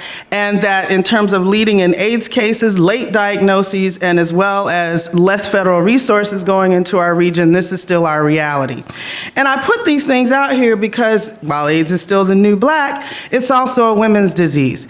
Folks may remember, I throw this chart in here all the time because there's this little blip. Is that the red thing that gives me a little thingy? I don't know, it doesn't matter. It doesn't show up on these screens anyway. But there's a little blip around 1993-94. I talk about the fact that in 2014, this actually marks the 20th anniversary of the HIV epidemic in women. We may have 33 years of an epidemic in this country and may be recognized in the world, but women were not even counted in terms of HIV and AIDS diagnoses until 1994, in terms of official numbers through the Centers for Disease Control. And so we have to talk about the fact that once women came into it, we changed the game. And I'll just tell you a quick story here. Sister Love is 25 years old. And I can recall distinctly in 1989 when a young woman showed up. I was actually giving a talk at Morehouse at a conference, and somebody had sent her there because I didn't even have an office yet, y'all. So somebody sent her there to the conference that we were having at Morehouse just to meet me, because she's a young woman who was in her very early 30s in 1989, had been diagnosed with AIDS actually, in South Carolina at a hospital when she showed up for tubal ligation under one of their free tubal ligation campaigns for Medicaid women. She was poor, she was on Medicaid, she was a teen mom, she was a single mom, she was a survivor of domestic violence, she had a former or an ex-partner who was in prison and had also been an injection drug user, and she had moved to Atlanta to get connected to services, and then she got engaged as a result of doing that. I'm going to come back to Juanita's story because everything I just talked about in terms of her story is all about justice. and it's all about reproductive justice. So if you talk about the challenges that we're facing in terms of HIV and AIDS and justice today, the challenges that we know about, you could list them all. They're going to be talked about throughout the day: health disparities, access to housing, unemployment, homophobia, transphobia, sexism, healthcare access, men's direct involvement in sexual and reproductive health, violence issues, the prison industrial complex, so forth and so on, are the same challenges that we have been battling with for a very long time. So there's nothing new under the sun just because HIV has come along. What it has done is brought light to the situation.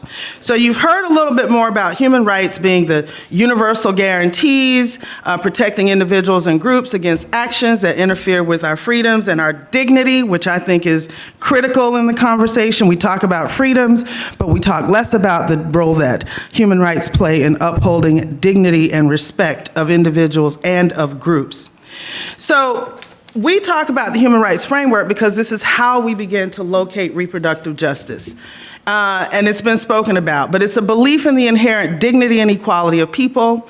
It is not just a set of laws, it's codified in law, but it's a set of values and standards that guide our international systems of courts and mechanisms to enforce and monitor the agreements that are made by these universal agreements. And the thing that I want you to remember is before 1948, we did not have a Universal Declaration of Human Rights.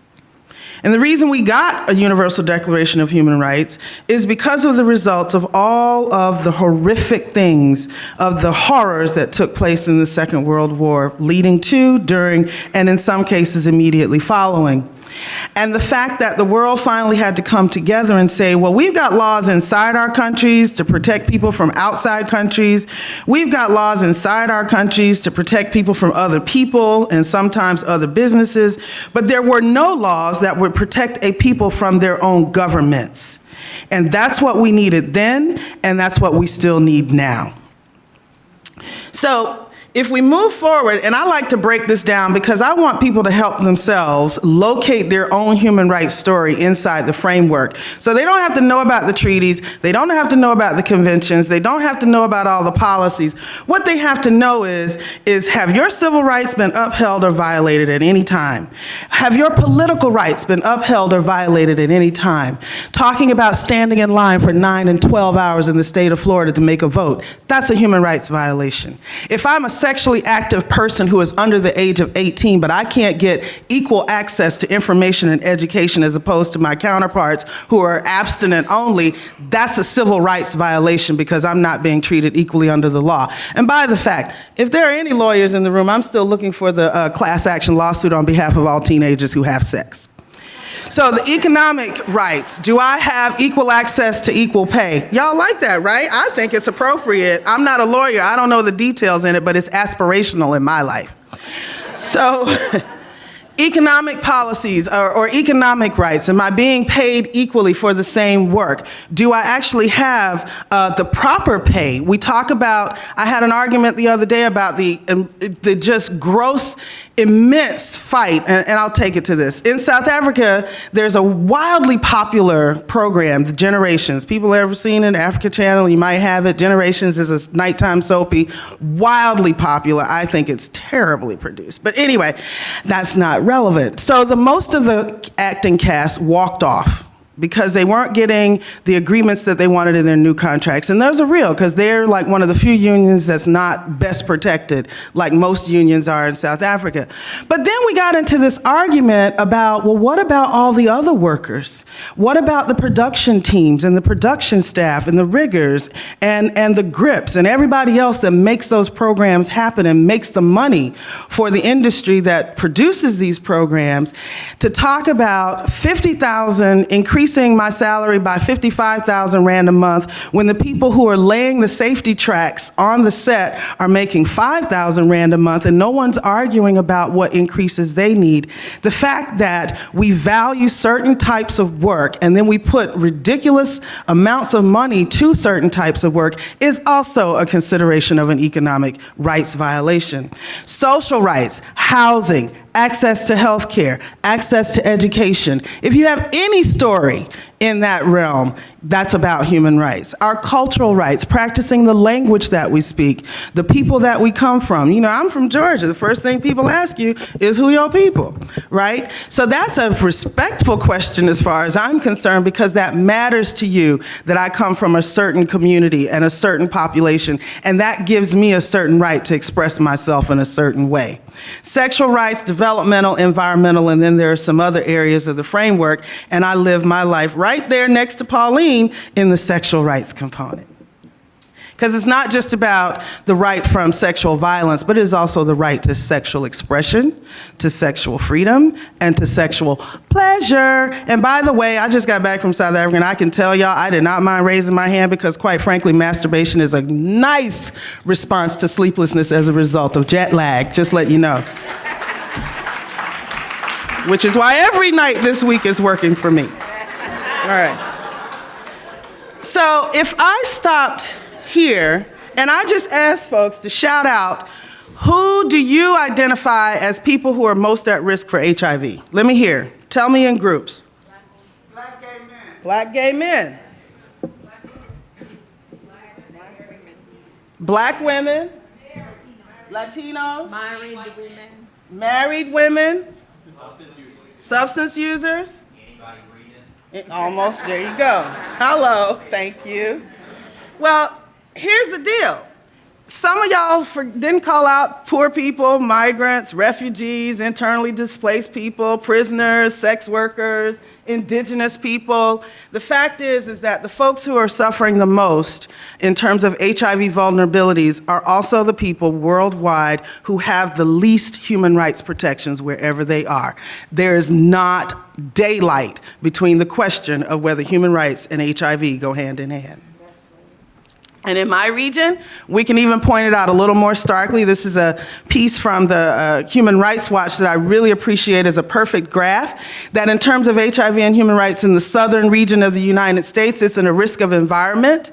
We have, you probably can't see it here, so I'll let you know going around the circle, we have the most poverty, the weakest safety net programs, especially given that only one southern state has currently expanded Medicaid in terms of the entire region and the ACA. We have failure to invest in HIV and AIDS. There's only maybe one state in the southern region that has any additional HIV budgetary line item besides ADAP, the AIDS Drug Assistance Program, and Medicaid funding, which is required by law.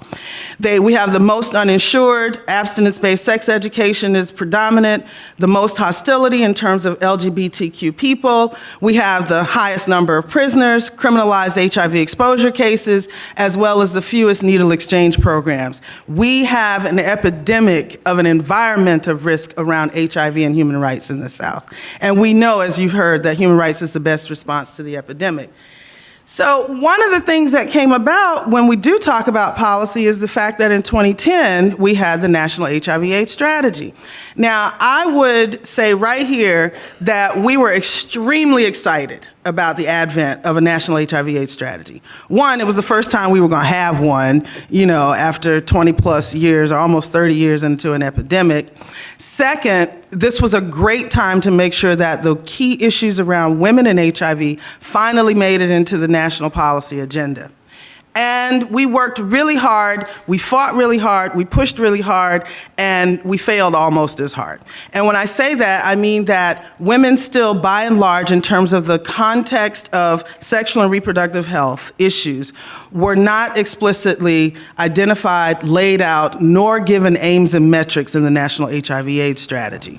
Some issues are broken out by population once you look at the particular aims of the strategy, and none of those speak specifically to the cases of women. So being able to locate HIV inside a larger framework outside of the HIV framework has become extremely critical for us, simply because there are so many more issues that are sexual and reproductive justice oriented that have an HIV exacerbation type thing added to them, but they already exist. So for folks who think they've heard about reproductive justice, have we heard? Let me see my hands. We know reproductive justice, so this is great. We're still teaching. We had started out with this sort of kind of I guess a more simplified, elementary way of helping people access language around reproductive justice. So we would put it in what I call womb-centric context. It was about the reproductive justice was being able and having an environment that enables you to have the children that you want to have, not have the children that you don't want to have, and the right to parent the children that you already do have. Now, you can already locate HIV in any one of those contexts. For positive women who want to have children, the stigmas around having sex first, but getting pregnant and getting involved in the health system and potentially having a child that may be born with HIV was already a stigma. The fact that maybe I'm infertile and I'm HIV positive and I want to get pregnant, there's almost nowhere that you can go to seek those fertility type services because the stigma around your HIV already exists. Or not having the children you don't want to have. In terms of being in a place or a state, if I was in Mississippi and I lived somewhere far from Jackson and not being able to access abortion care or get access to family planning.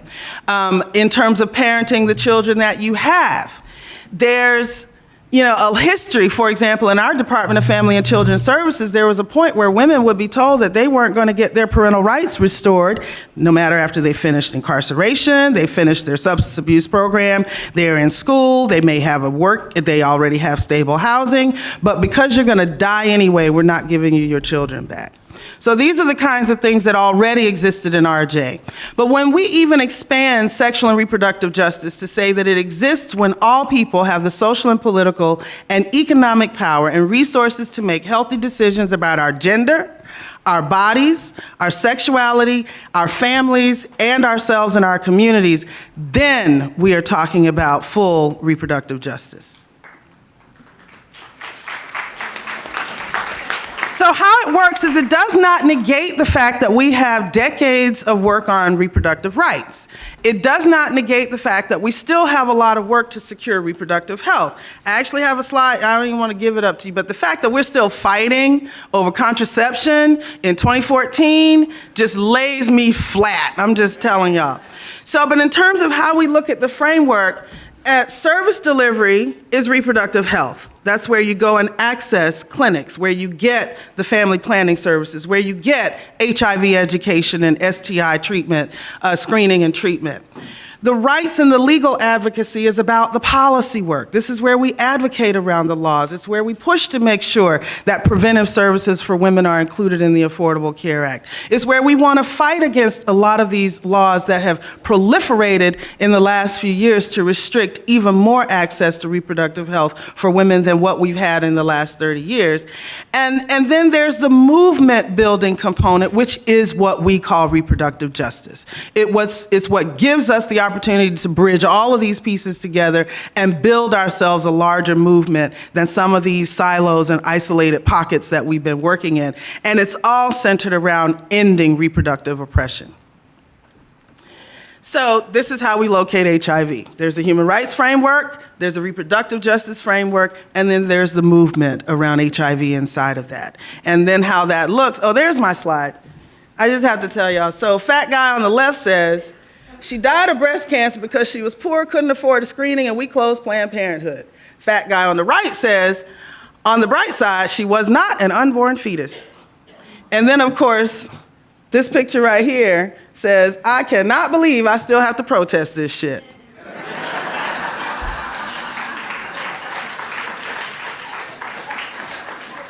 So I think this is great because right behind this panel, our friend Douglas Brooks is coming up, and so I'm sure he'll be proud that I made sure we got this into our conversation this morning. But there are two policies that are relevant, whether we're mentioned specifically or not in the national strategy. It does not mean that women are not accessing appropriate things that were not available in terms of aims beforehand, in a larger context and less specific. And so after much advocacy and work, not just from the 30 for 30 campaign, but lots of organizations like the Women's Collective that's in the House, like the National Black Women's HIV/AIDS Network, like the Coalition for Women and AIDS, yes.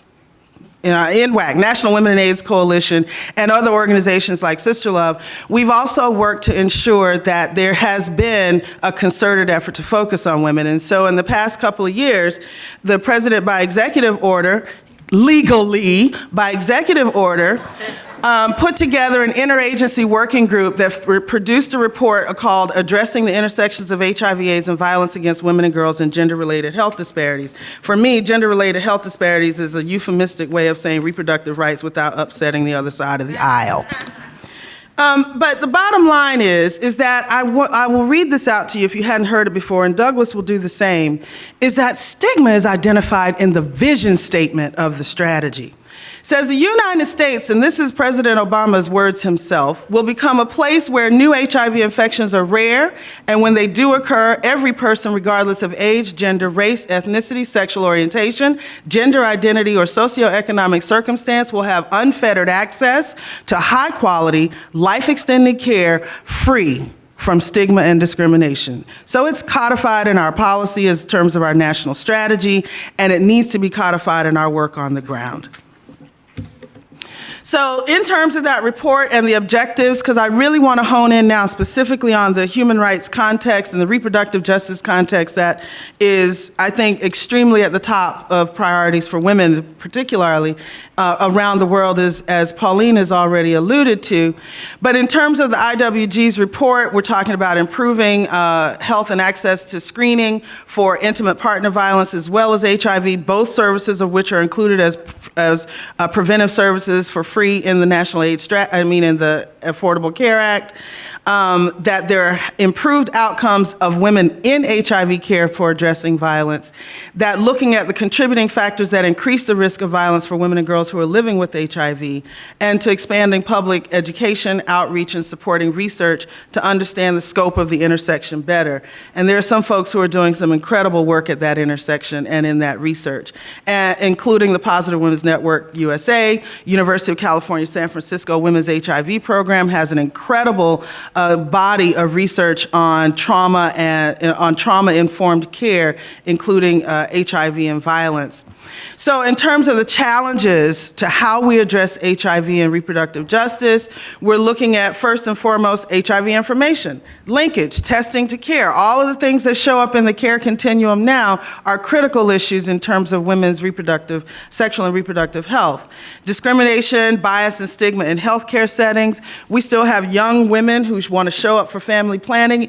And I heard this in rural South Africa, but I can tell you in Peach County, Georgia, where I'm from, y'all heard that double syllable come in there? In Peach County, where I'm from, you know, if your mother, and it's not even just about HIV, but if your mother is a school teacher and the clinic nurse has a child that's in your mama's class, you are not going there to ask for your birth control pills because she will what? Either read you or tell on you, one way or the other. And the HIPAA issue is not even relevant at that point because people don't care in terms of the cultural practice of it. And a lot of us don't know that we're supposed to fight for our rights to that privacy. So that's a critical issue. Informed consent is not being upheld in a lot of instances, not just in research.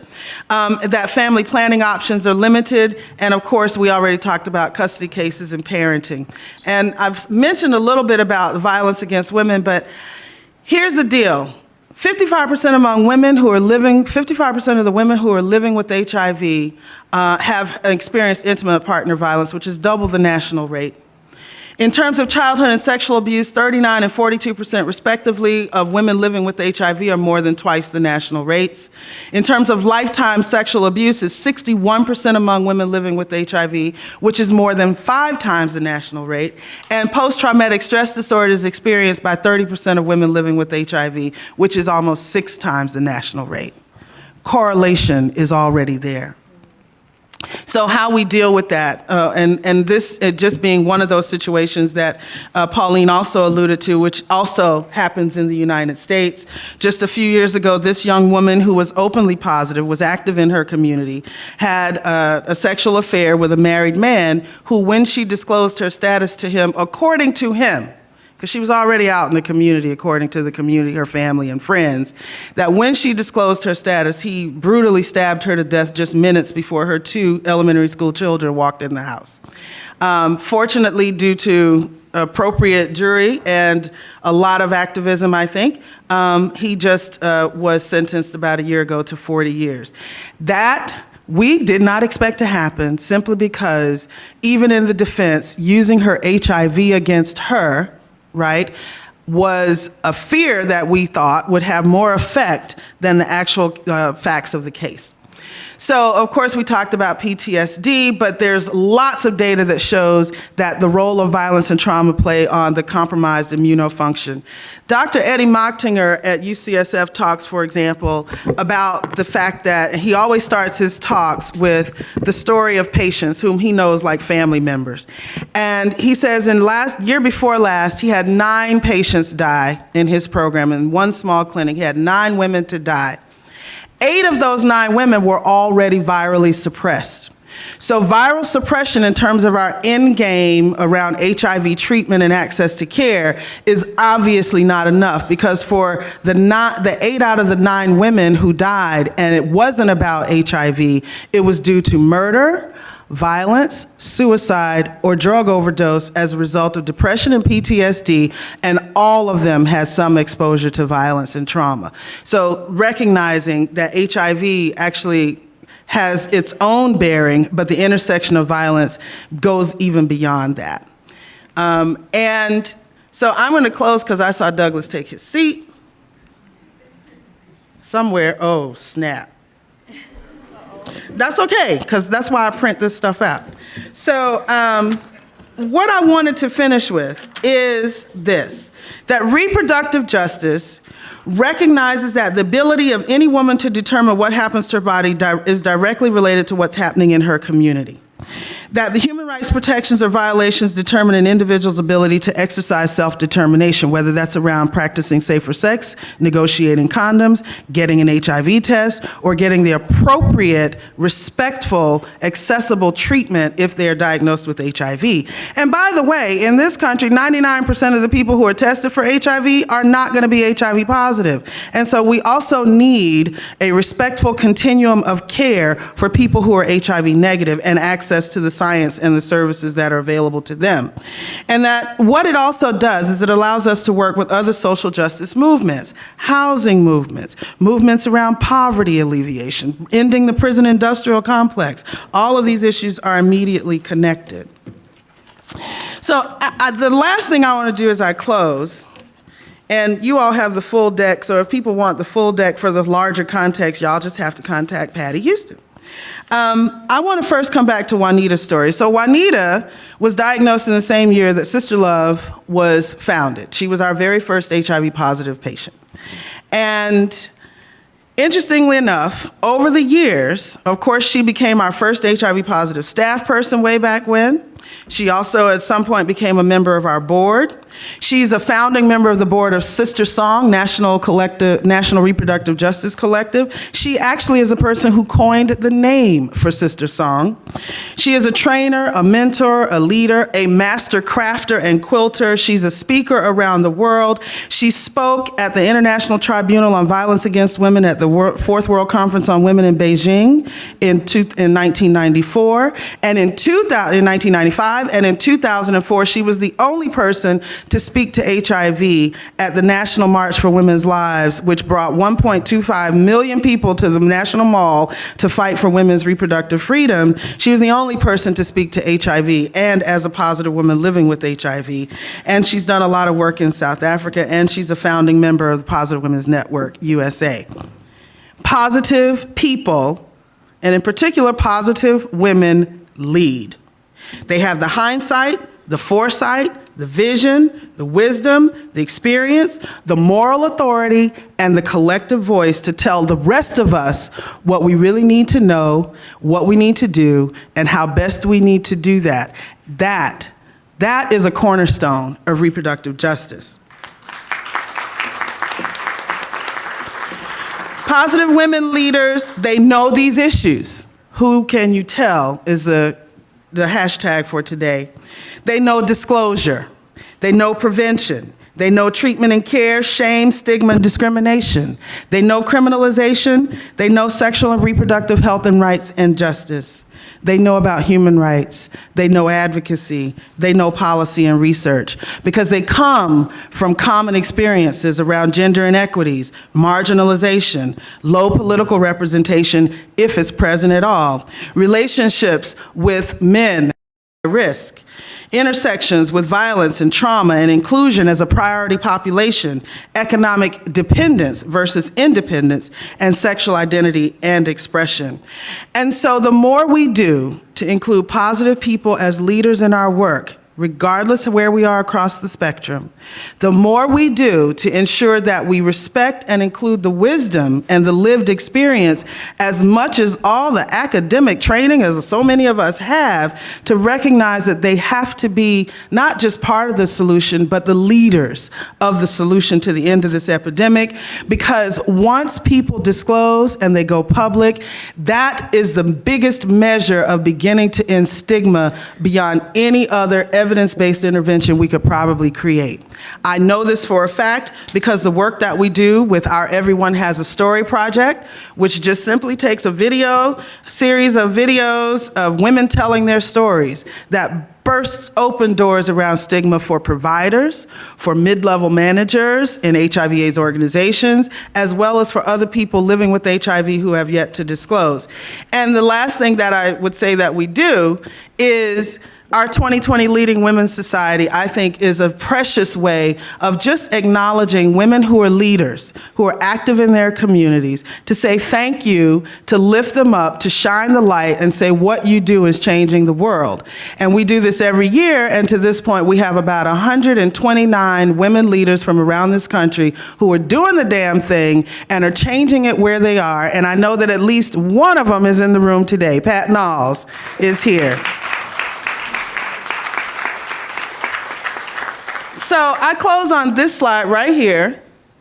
This one, oh, if I click too fast, I'm gonna shut it down again, is this one, 2011. We fought to be included at the National HIV Prevention Conference, of which I understand there might be another one coming to Atlanta this year. Woohoo!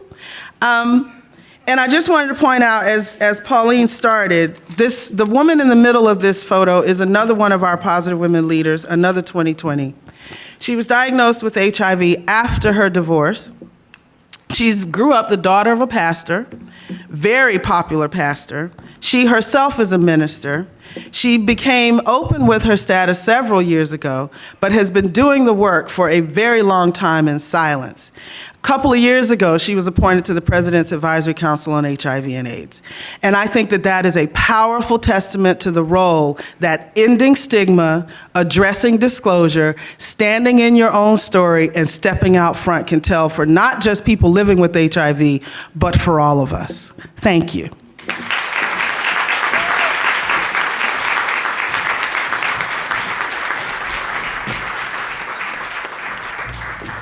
So we're negotiating a little bit around time because we do want to respect the time of our next speaker, but I've been told we can take 3 questions. So if folks would come up to the microphones, is that correct?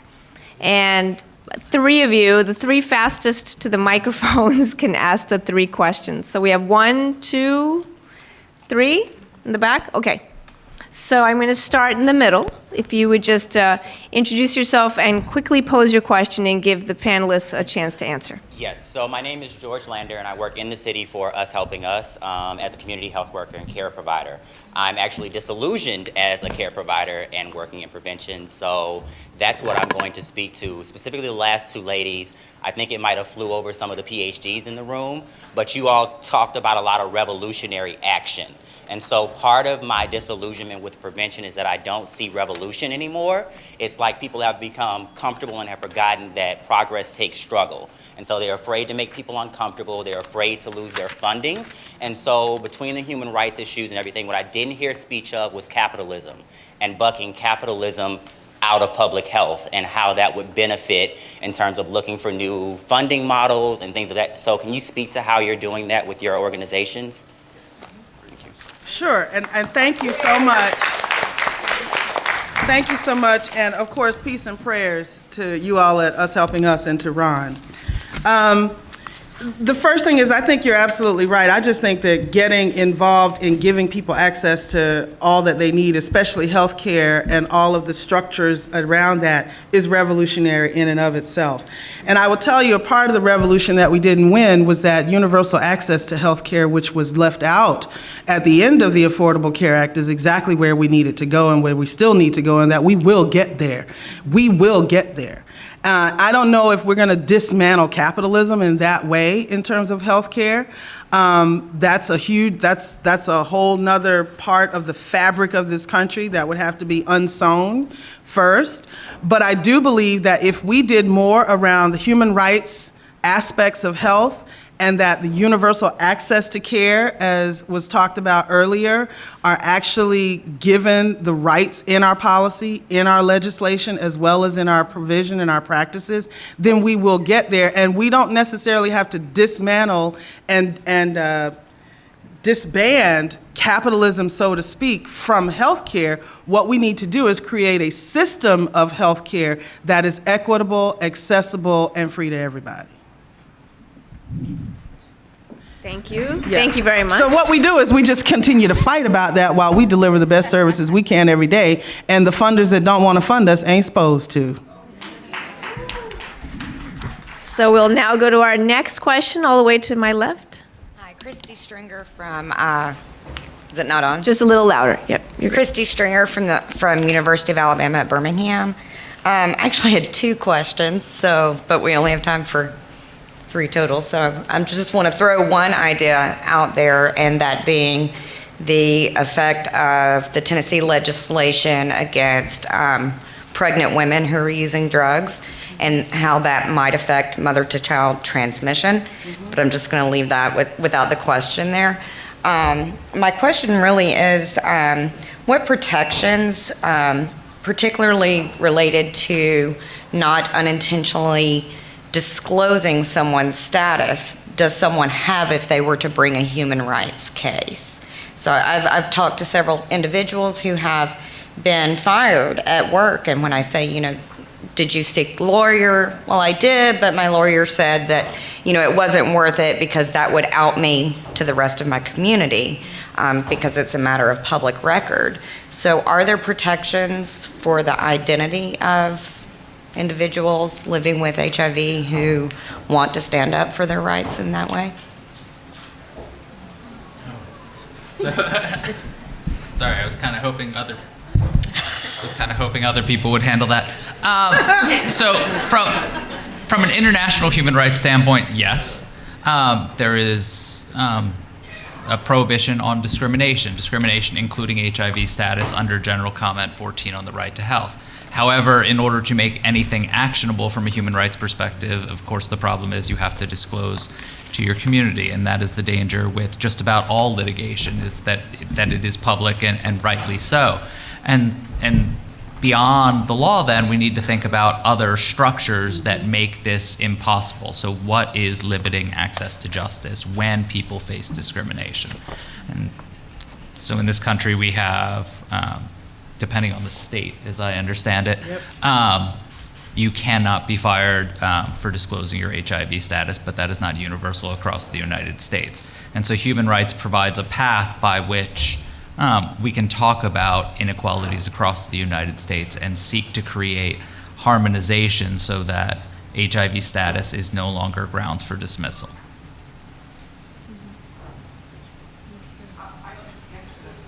Oh. Okay, do you want to come up to that microphone, maybe right there? Oops. You'll be okay. Just that every state has individual. You are? Oh, I'm Catherine Hansons from the Center for HIV Law and Policy. Yay. Hello. Hi. I'm part of a panel on disclosure later, so we can talk about some of this stuff.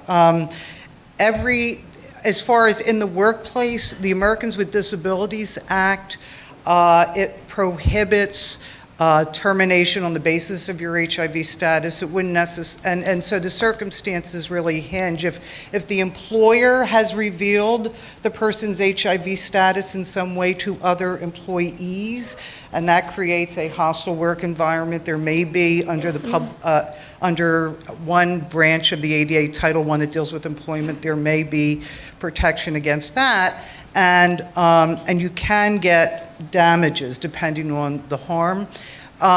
Every state also has some form of HIV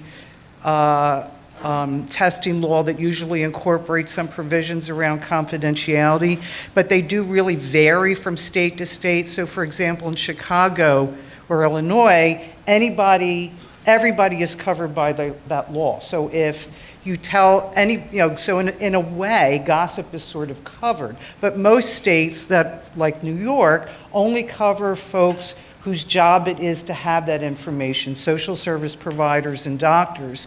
So lawyers like me have other ethical considerations, but the confidentiality law doesn't protect them. The related problem is that the damages under the state laws are so puny in many cases that it's hard to get lawyers who are ridiculously underfunded to do them because it costs money and the recovery is not. So it depends, but it's always worth talking to a lawyer to find out based on, and you can always try to get in touch with us and we can identify somebody that might be able to represent you. I hope that's helpful. Thank you very much. In the Kenyan situation and in most African countries, to get legal services, you have to pay a lot of money. And so most poor people cannot afford lawyers to go to court on their behalf. So someone has to ask themselves whether it's worth it or should I just go and look for another job. So therefore there is need for providing free legal services because we have the laws in Kenya to protect people living with HIV, but most of them don't have the money to go to court and actually win a case. So there is need to provide free legal services. Capitalism, we are all fighting it. But I have decided that, we're not going to win against capitalism tomorrow. So we have to see how do we play that game and play together. Because if we play individually, we lose. Because we are playing with multinational corporations, huge companies that have money and they will defeat us. So, for example, if my sister or a woman in my country decided to sell her products in the US, she will never be able to do it. But as a cooperative of women, they are able to do that. So that community coming together, like if you invest in Wall Street, you will be nothing. But if you come together as a group and raise money in your community and invest in Wall Street, you will succeed. So I'm a believer of socialism. I just that's who I am. But I also believe we are living in a world where capitalism is in operation. So our best process right now is to find out how we can circumvent it, by playing together as a community or as a world of people who want to fight for justice. Thank you. Thank you. Okay, we're going to go quickly to our third question here on my right. Hi, good afternoon. My name is Camila Martin Proctor, and I'm actually here representing the President's National Council on Disability. So I'm quite happy that a lot of what I had to ask was almost totally covered by the two previous questions. But I am going to follow up what my initial question was, which is, how is our outreach and partnership with the broader disability community? And how can we work on better gathering more partners within the HIV/AIDS community? I had a very hard time convincing people to talk to us with regards to disability. It always comes down to, I've already got one label, I don't want the disability label too, but you do need the ADA, and the ADA does cover all chronic conditions and disabilities, and which HIV and AIDS falls under. How can we work on better partnership with that?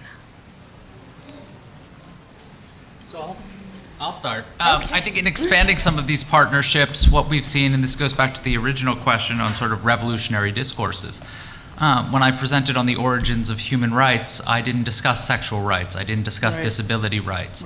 And so, but I did mention that activists have been crucial in expanding the human rights framework. And so, as the human rights framework is expanded, who would have thought we'd be talking about sexual rights along with disability rights, along with confidentiality? None of these concepts existed, and now we're talking about the intersectionality across those rights and building bridges.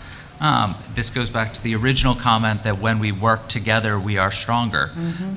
Not to see these as isolated communities, but to recognize where the intersectionality across rights works out well for everyone has become really a flashpoint within the UN system. And I'll defer to my co-panelists in thinking about how this is playing out in the United States.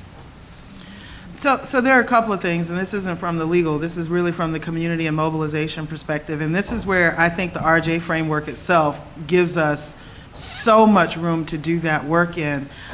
We collaborate, for example, with a group of folks on disability for reproductive justice.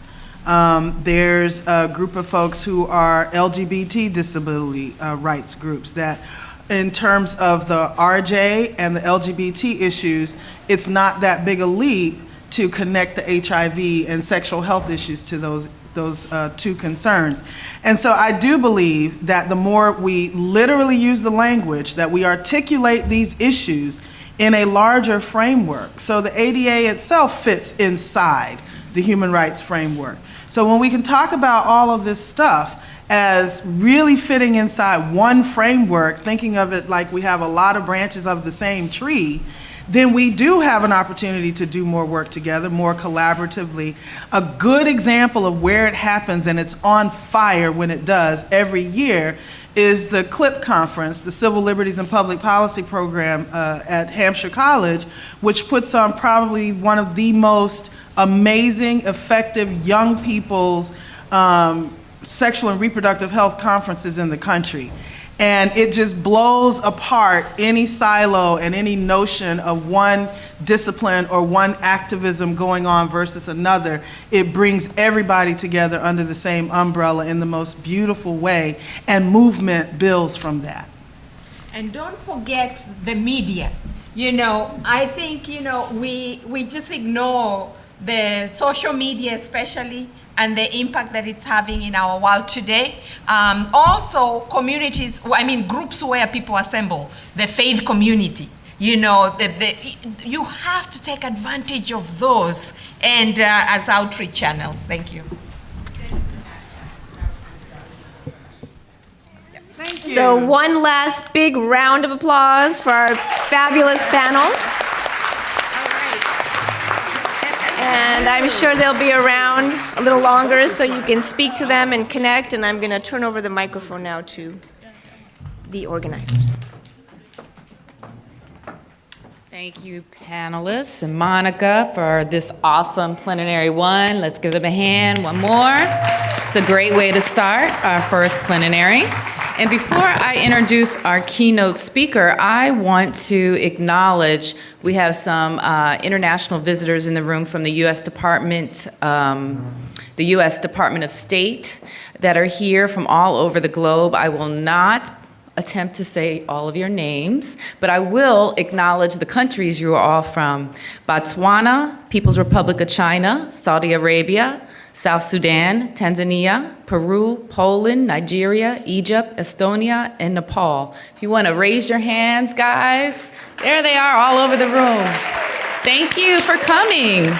These are really exceptional international leaders that do work in HIV education and prevention. So if you saw their hands, please walk up to them, ask them some questions. That's so awesome. Thank you. So, our next guest is from the White House, and he is the newest director of the Office of the National AIDS Policy. He is the president's lead advisor on domestic HIV/AIDS and is responsible for overseeing an implementation of the National HIV/AIDS Strategy, which Dazan mentioned earlier, and guiding the administration's HIV/AIDS policies across federal agencies. Prior to joining the administration, Mr. Brooks was the senior vice president for the Community Health and Public Policy at Justice Resource Institute, a regional health and human service agency with a range of residential and community-based services in Massachusetts, Rhode Island, Connecticut, and Pennsylvania. And since this is an international conference, I'd like to make a note. For 12 years, Mr. Brooks represented the Commonwealth of Massachusetts as part of the Massachusetts South Africa Health Task Force. Please welcome Douglas Brooks, Director of the White House Office on National AIDS Policy.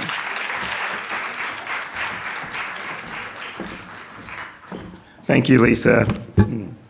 I saw water. Is there? Can I? Great, thanks. I'm very happy. Thank you very much. I'm really happy to be here, but I'm even happier that you're here. So, and to our guest from abroad, welcome to the United States, welcome to this conference, and thank you for your focus on and your commitment to HIV/AIDS. I'm just really excited. And I've known about this conference for, is this the 5th year? Yeah. For all 5 years. Each year I've wanted to be here. Something always came up, and I'm thrilled to be here for the first time in this position. So Lisa, or will somebody just sort of tell me to move on when it's time for me to shut up? Oh, yeah. Okay, thanks. I'm going to take a drink of water. And so I want to do a couple things. I want to talk with you briefly about what we're doing, what we're thinking, and then I actually want to go a little deeper. So, as you know, as has been mentioned, in 2010 we released the first comprehensive national HIV/AIDS strategy, and that strategy is started by a vision. The vision that the United States will become a place where new HIV infections are rare, and when they do occur, every person, regardless of age, gender, race, ethnicity, sexual orientation, gender identity, or socioeconomic circumstance will have unfettered access to high-quality, life-extending care free from stigma and discrimination. And I love that it ends with the notation that we will not be able to achieve any of those other parts of the strategy or the vision if we're not free from stigma and discrimination. And there are 3 goals: to reduce new HIV infections, to increase access to care and improve health outcomes, and to reduce HIV-related health disparities. And in that, in the health disparities section, and also I'll make a note that stigma and discrimination impact not only the disparities, but also in reduction of new cases and in reduction of and increasing access to care. I'm going to do something that I rarely do. I'm actually going to read a little bit. So in step 3, so as I said, there are 3 goals. Each goal has steps. In step 3 of the goal for reducing stigma, for reducing disparities, step 3 is to reduce stigma and discrimination against people living with HIV. The section starts by saying, in the earliest days of the HIV epidemic, fear, ignorance, and denial led to harsh, ugly treatment of people living with the disease, and some Americans even called for forced quarantine of all people living with HIV. Sound familiar? Something happening over the last few weeks in this country? Although such extreme measures never occurred, the stigma and discrimination faced by people living with HIV was often extremely high. Even today, some people living with HIV still face discrimination in many areas of life, including employment, housing, provision of health care services, and access to public accommodations. This undermines efforts to encourage all people to learn their HIV status, and it makes it harder for people to disclose their HIV status to their medical providers, their sex partners, and even clergy and others from whom they may seek understanding and support. It goes on to say, We know that many people feel shame and embarrassment when they learn their HIV status, and there is much too much social stigma that seeks to assign blame to people who acquire HIV. Encouraging more individuals to disclose their HIV status directly lessens the stigma associated with HIV. As we promote disclosure, however, we must also ensure that we're protecting people who are openly living with HIV. This calls for a continued commitment to civil rights enforcement. Working to end the stigma and discrimination experienced by people living with HIV is a critical component of curtailing the epidemic. The success of public health policy depends upon the cooperation of the affected populations. People at high risk for HIV cannot be expected to, nor will they seek testing or treatment services if they fear that it would result in adverse consequences or discrimination. HIV stigma has been shown to be a barrier to testing, and people with HIV who experience more stigma have poorer physical and mental health and are more likely to miss doses of their medication. I would encourage you to, if you haven't read this piece, to go back to the strategy and actually pull it up on AIDS.gov and read the section on stigma and discrimination. It's really quite well thought out, and I can say that I didn't write it. It was done before I got into the office. I think it's really quite well thought out on this. And there were some recommended actions along there too, to engage communities, to affirm support for people living with HIV, to promote public leadership of people living with HIV, to promote public health approaches to HIV prevention and care, and including having state legislatures consider how to reform their criminal laws, and to strengthen enforcement of civil rights laws. Some of the things that have occurred in the Obama administration since the release of the strategy include the wonderful accomplishment of finally getting rid of that nasty entry ban that prohibited people living with HIV from coming into our country. And so I would say to any of you who are guests from other countries who might be HIV positive, the welcome is even doubled. We also have, I know Catherine Hansens is going to speak later, so I won't take her thunder, but we have very happily been working with her and with our colleagues at the Department of Justice, and recently convened a meeting of the Association of Prosecuting Attorneys, where we had, I think, a tremendously thoughtful session. It was their second session with Catherine and her group, their first with us, and prosecuting attorneys from places like Tennessee, Alabama, deep southern, in the deep south and around the country, reported having simply learned information that they then were able to go back to their jurisdictions and be able to dismiss cases. That once they had that knowledge and were clear on transmission routes and risk, that they were willing to respond to that. And so we're going to continue. We also had the HIV/AIDS Coordinating Committee at the American Bar Association join us for that meeting. And with those groups, we're going to continue to work on these HIV-specific laws that criminalize people living with HIV. It's unacceptable. We know it, and we're going to keep moving on it. So I want you to know that. You may be familiar with the Department of Justice and CDC guidance that was issued on HIV-specific criminal laws, helping to help state legislatures, to help attorneys general in various states be able to understand and to make their decisions rooted in and based on science. And I was thinking there was another. Catherine and I actually also worked together before I was in the position. I was on the President's Advisory Council for HIV/AIDS, and one of the recommendations in the strategy was that the PACHA and the CDC HRSA Advisory Committee work together to make recommendations for voluntary HIV disclosure. And we actually did some very interesting and thoughtful work in that work group. We made a set of recommendations, and we're going to convene that group again to look at some of the things. One of the things we talked about doing, and I really want to do in my time in office, is to reissue or to have, we don't have a Surgeon General right now, but many years ago, Surgeon General Koop issued a letter to every American household that advised people on HIV.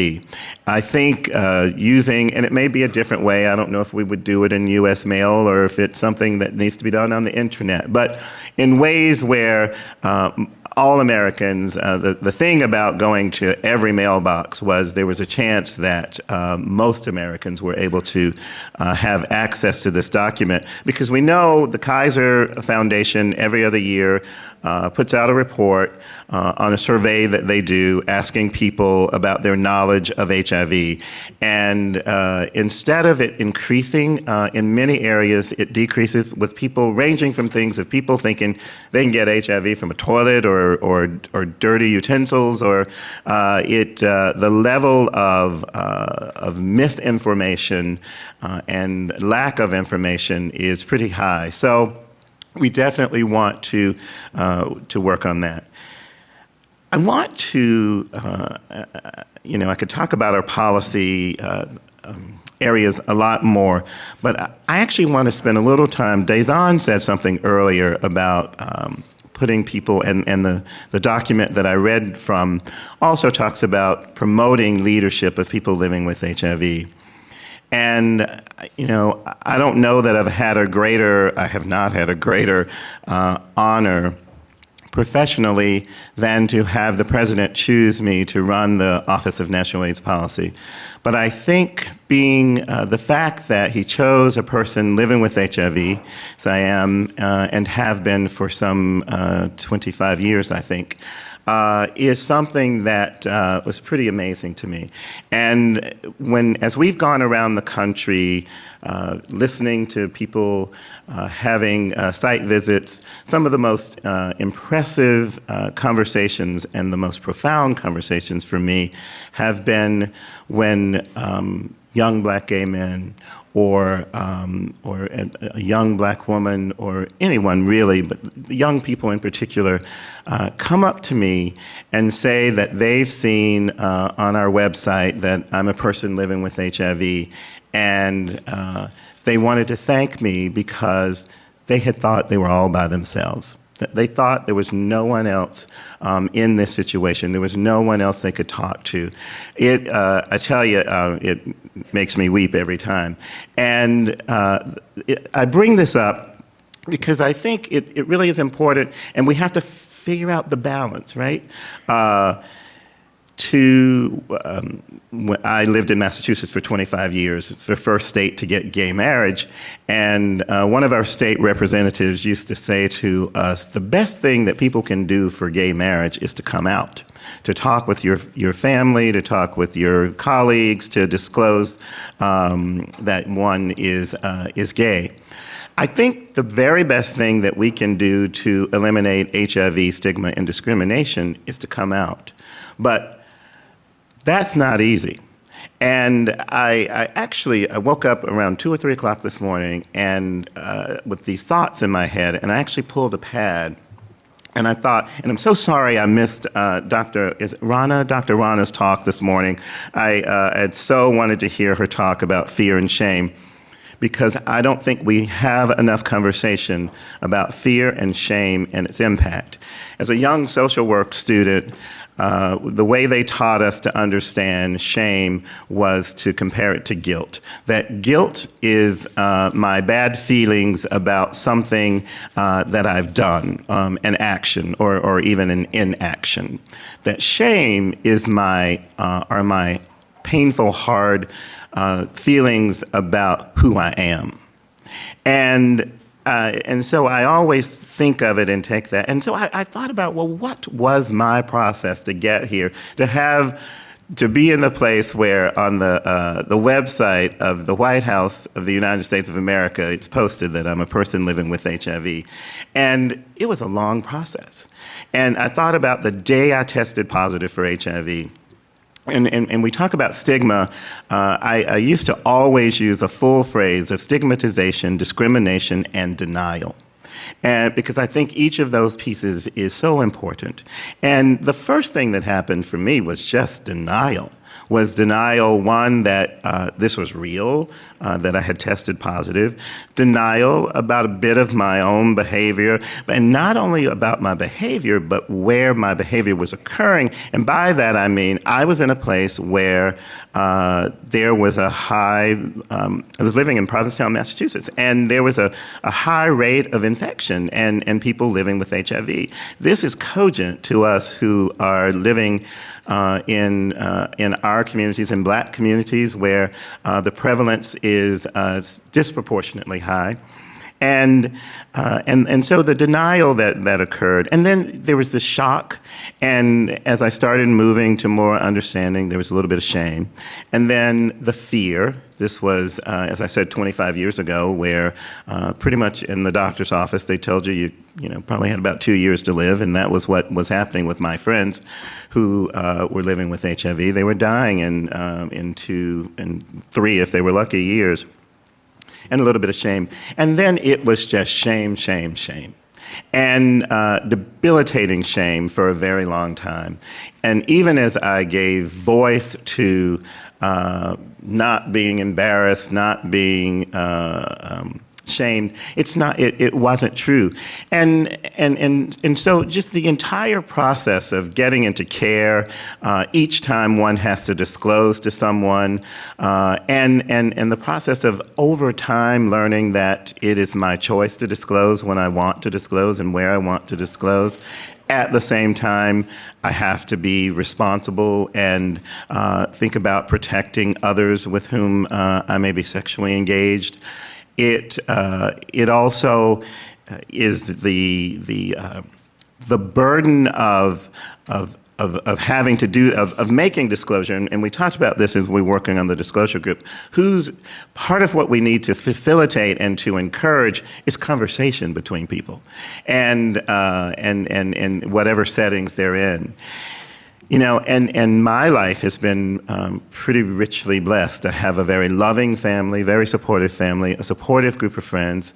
I've had employment and access to some of the greatest HIV care in the world. And when I think about the journey for myself and the arduous journey for myself, and then I stop and think about a young man, a young woman who is perhaps not employed, who perhaps has been kicked out of her or his home, who has no place where she feels like she can go and have an open, honest conversation with someone who's going to love her, to any range of ways in which people are marginalized, then I'm reminded of the difficult journey and the obligation for us as a community to really be intensely focused on eliminating the stigma and the discrimination. I would argue that we're doing a fairly good job on the discrimination piece. I'm certainly proud of the efforts that from the federal government and from the White House. We can always do more, but we really are. And I would say to a person who asked a question earlier about legal matters, my friend, and she's my friend, and colleague at the Department of Justice, Allison Nickel, is always open to hearing and in confidence what might be happening as relates to criminalization or discrimination around HIV. Catherine can share with you her contact information later. And they want to know about these cases so that they can continue to do something about them. So as I said, while there's more to do around the discrimination piece, the bulk of our work is around the stigma and the discrimination. And so I would ask us, just us in this room, because this is who I have, I got your attention for 2 more minutes now, and so I can do that, is to ask us, to be very thoughtful about not shaming and blaming and stigmatizing people living with HIV or people who might be at high risk for HIV. It is, I turned 52 a couple days ago, and thank you. And I look good, don't I? I turned 52 a couple days ago, and I was laughing with some friends not long ago. I said, you know, it's very interesting to me that the older we get, the more, the less tolerance and understanding we have for what it's like to be 20. And I think it's important for us to remember what it's like to be 20, what it feels like to be 20. And instead of shaming and blaming, we might want to embrace and love and offer some thoughtful guidance rooted in science and work together toward establishing an AIDS-free generation, but one that is free from stigma and discrimination. I thank you for having me here. This is the beginning of a conversation, and I think we should, it has occurred to me in our convenings, we should convene something in conjunction with you at the White House maybe next year, and just really be focused on this, because as I started, we're not going to accomplish the goals of the strategy or realize the vision if we don't eliminate stigma and discrimination. Thank you for who you are and for what you do.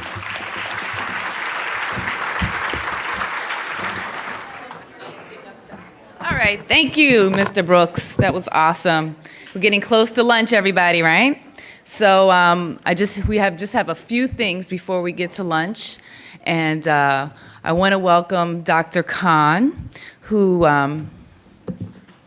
first of all, I think I'm ahead of myself. Okay, so we thank Mr. Brooks, yay. And especially for sharing his own personal story, because I really look forward to his continued leadership in this position. As you know, the conference takes a team to put this all together. This conference team is made up of people who have day jobs, really important ones. By day, they make up the Howard University Hospital Pediatric Hematology Research Team. And they are doctors, researchers, nurses, medical students. So in addition to this important work they do on a daily basis, they also commit tirelessly all year preparing for this conference. So I'd like to introduce some of the team to you, starting with Dr. Javed Khan, who will share more about the scientific abstracts that were submitted and selected and that are on display. And following Dr. Khan, we will have Miranda Ward with Promising Futures, and Miranda will give us the intro to Promising Futures. They are a wonderful, when I was telling you about the community and partnership, hey Candace, community and partnership that we have with young people. This is one of the other committed organizations that we have had every year, and I'm really excited to see them this year. Every year where, they do something different and we love it. So we will hear from them, and then following them will be Miss Caroline Reed, another part of the team, who will give us her instructions about lunch. Dr. Khan?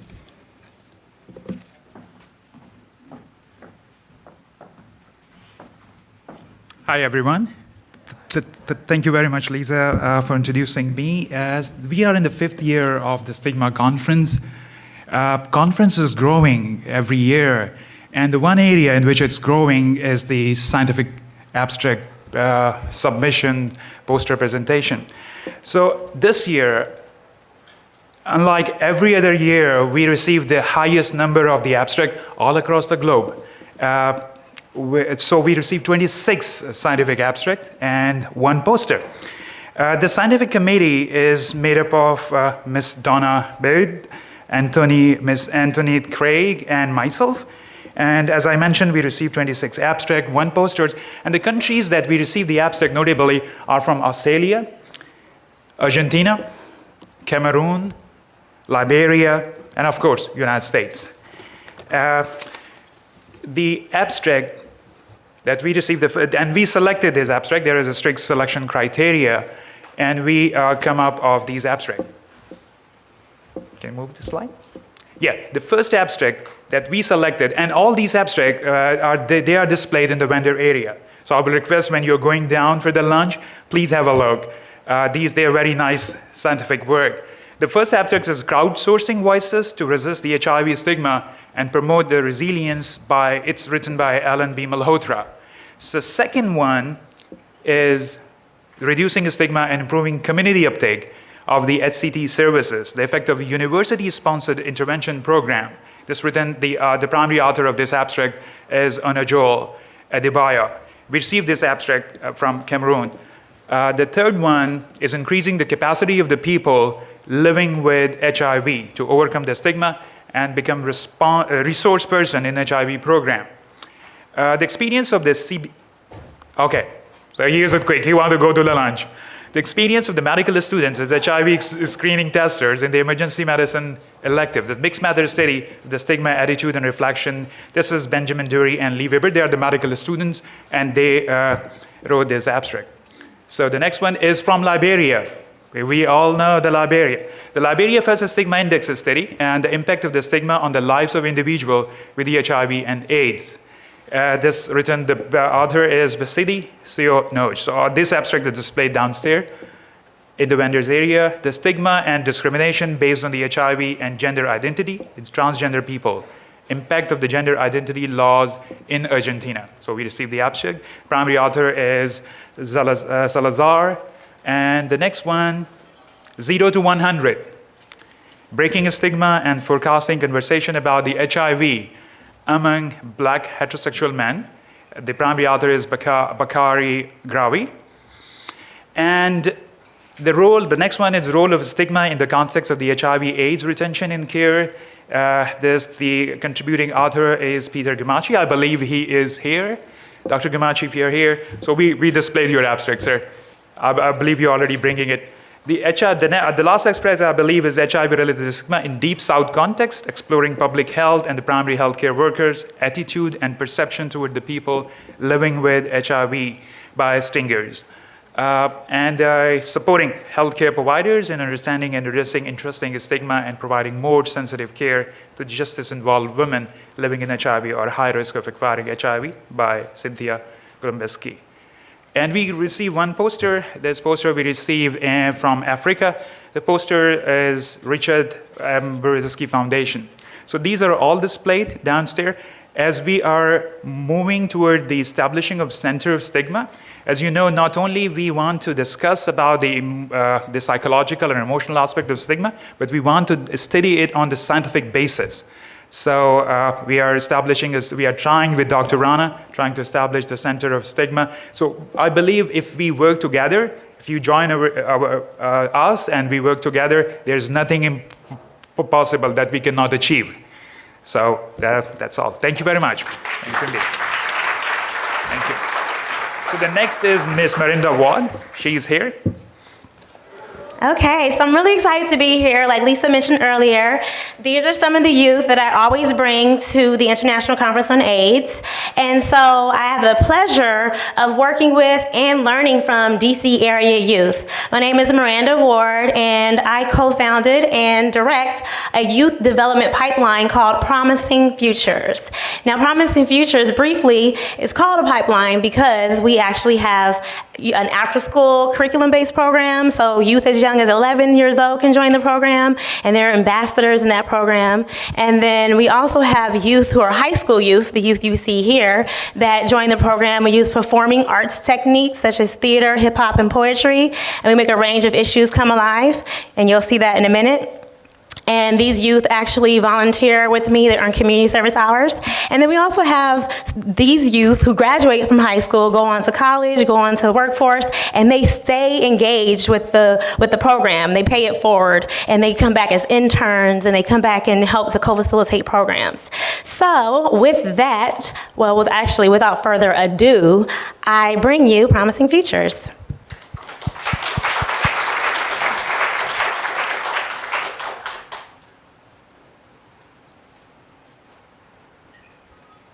Human, Immunodeficiency. Virus.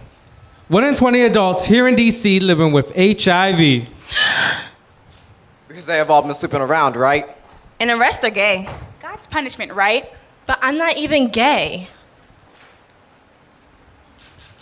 So y'all think just because you're not gay, you ain't have nothing to worry about? You're not special. HIV doesn't know what gay is. HIV honestly does not care. And that's the problem. Stigma is not a prevention. It actually spreads HIV. What's stigma? Stigma is ignorance from being uninformed. For the love of God, preach. But preach for something supportive. If you kiss them, if you simply live with them, you have HIV. Ignorance. But sit back and take note of the causes. Senator Judge, the Kanye shrugs. But I almost always use a condom. But I don't have that much sex. No, she doesn't have sex. She was born with it. And you see, I was breastfed with it. And I want to scream from the top of my lungs, preach. Preach for the truth. It's important. But nothing. But I have it. Anyone can get it. So get yourself tested.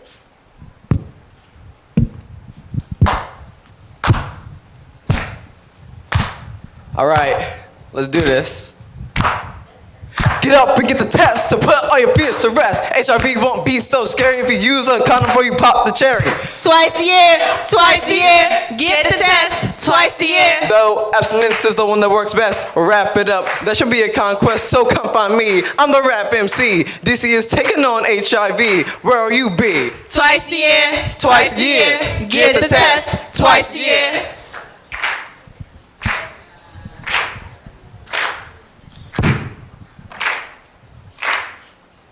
No! More! Stigma. Get Yourself! Tested. We can still have hey promising future.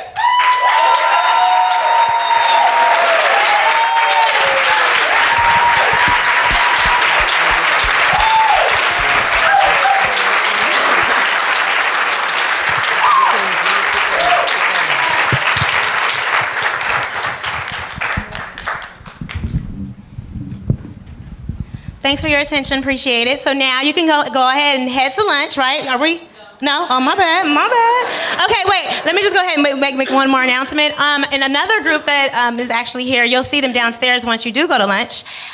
This is the Washington School for Girls, and they actually every year, that's right, we got a proud parent in the back. They actually always submit artwork for the International Conference on AIDS, and so their artwork is proudly displayed right in the foyer here. But when you go downstairs, you'll see them at a table. We are actually making red ribbons with anti-stigma messages, and then we also have a photo booth, and we have a photo prop. So definitely come down and see the sixth graders. Thank you.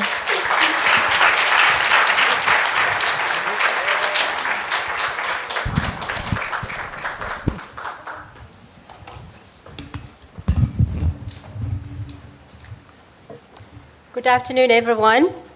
Good afternoon. My name is Caroline Reed. I'm a nurse practitioner here at Howard. I work with Dr. Rana, and I would like to thank everyone for coming today. I know some of you came from long distances, and we are very happy.